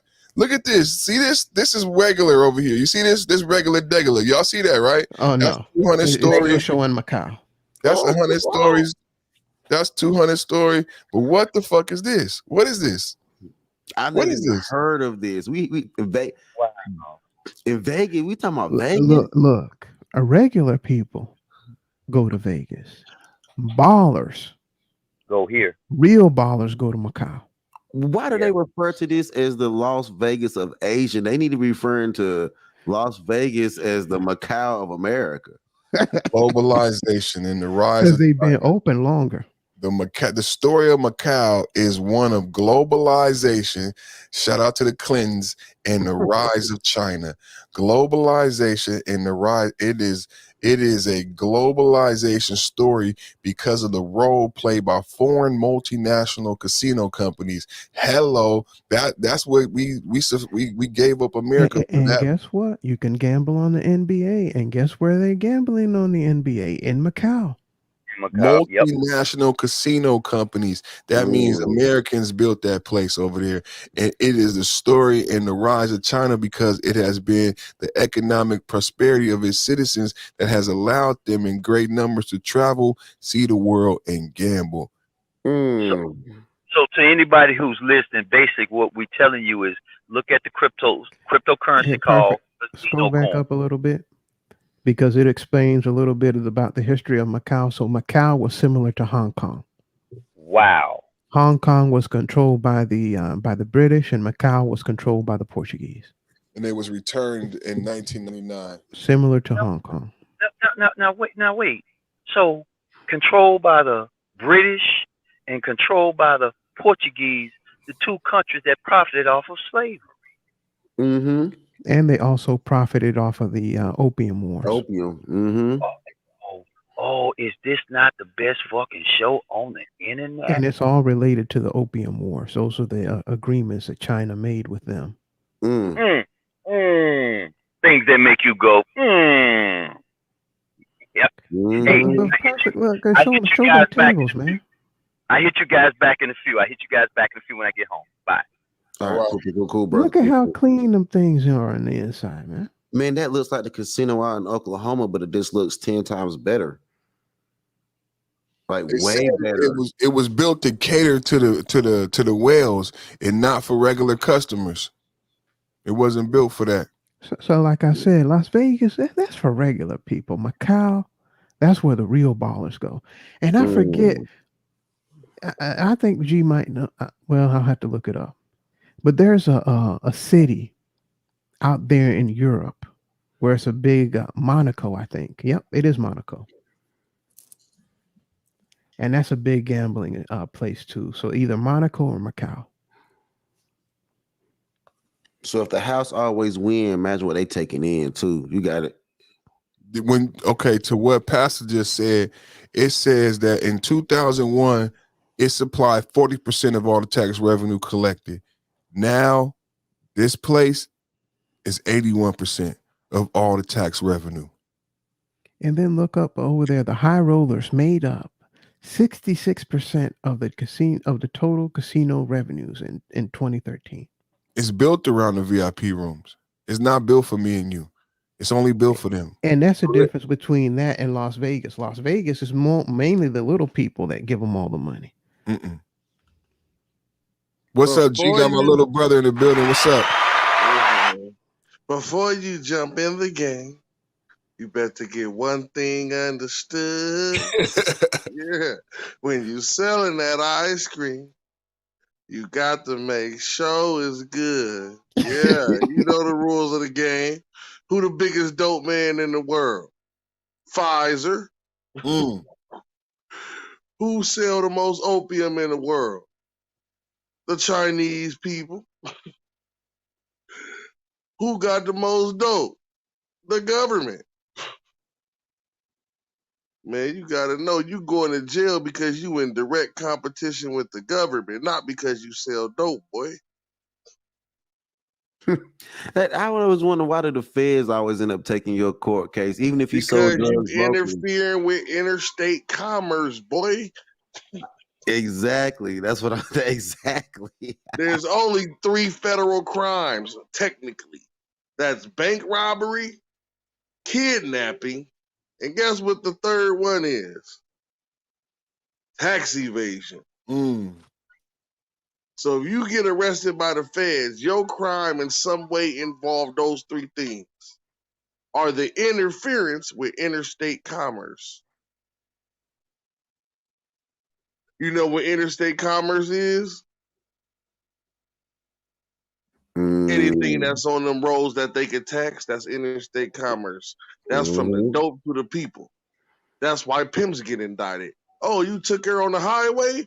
You didn't give us our cut? Nigga, that's human trafficking. Exactly.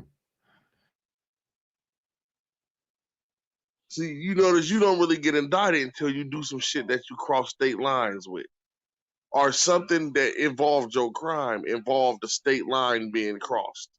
Perfect example. You could rob a corner store and go to state prison. But if you rob a Subway, you go into federal prison. You know why? Because Subway is a national franchise that operates in all 50 states. So when you take away from their money, you doing what? You interfering with interstate commerce. Damn, G. Now that's a legal angle that I did not see coming. You got that was a good one right there, bro. I like that. No, Thanks because for most people don't understand. Most people don't understand the laws have nothing to do with what you think they got to do with. It's why do you think you are charged and you have to pay a debt because somebody took an L or somebody didn't get paid?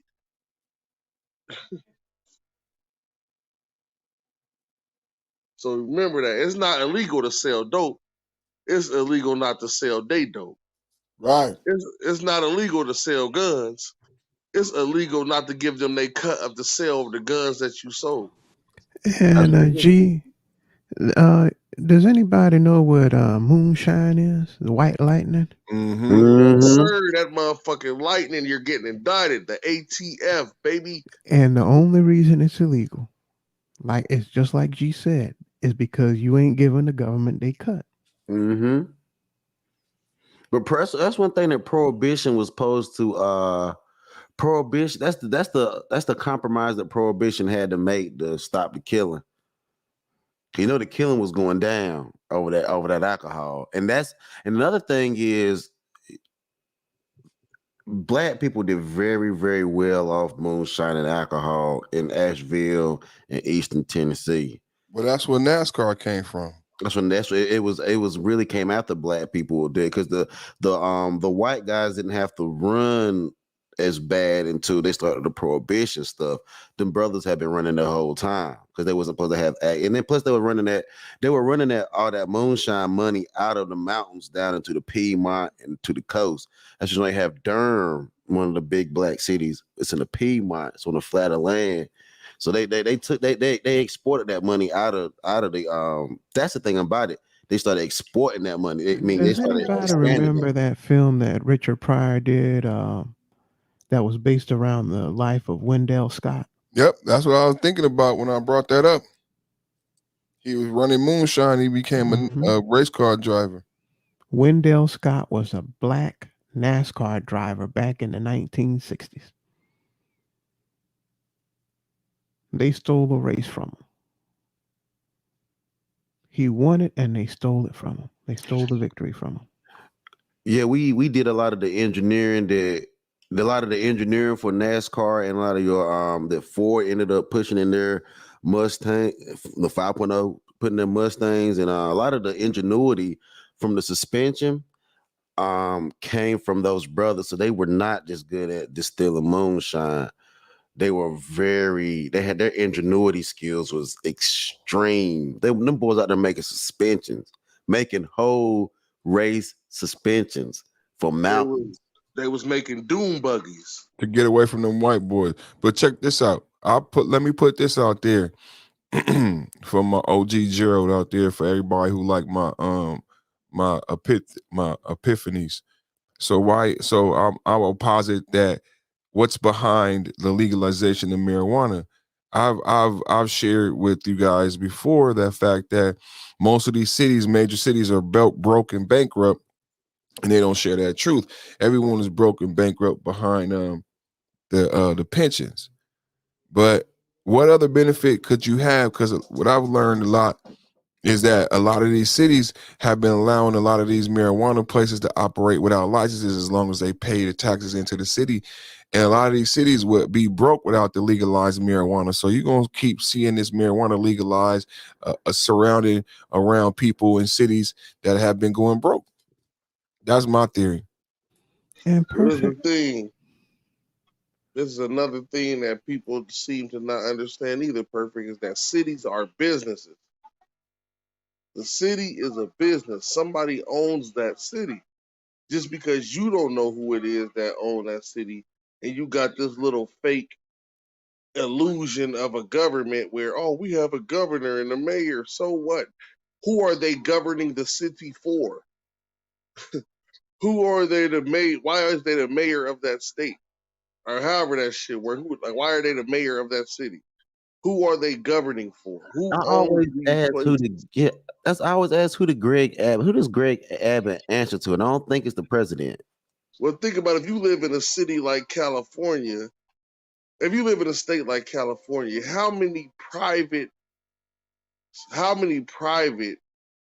amenities providers are there?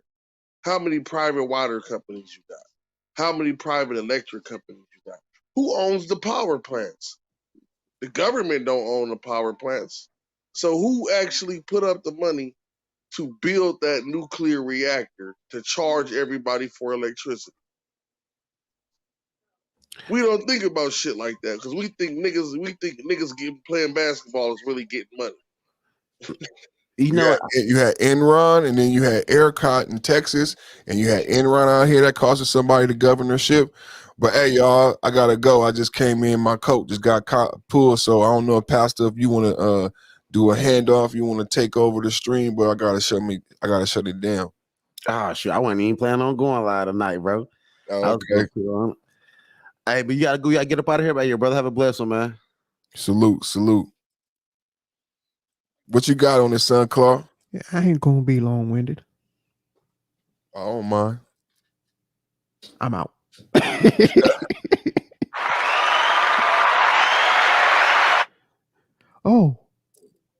I remember now. Okay. There's a song. What was it, Queen? I think it was Queen. And it's very fitting. It's called Fat Bottom Girls. Google it, YouTube it, watch it, and think about them new Hooters uniforms and fat bottom girls. I'm out.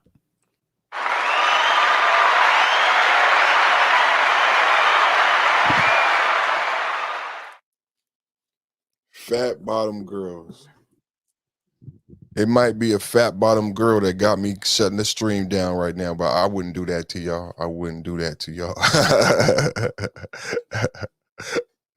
Your head is in there. All right, y'all. Thank y'all for tuning in. I gotta get up out of here. And I love you guys. Thank y'all for watching. Thank y'all for y'all support. We got the Black Farmers video back, so that's all we do is win. Share the video. Talk about the Black Farmers. The video, we had to fight to get it back up, but the Black Farmer video is back up. Share the video. Had a conversation. I'll see you guys Sunday for The Rock. The Rock is the foundation in which the Perfect Man Show is built. So you got to show up for The Rock and get your foundation, get your blessing. I'll see y'all Sunday. I love y'all. I'm out.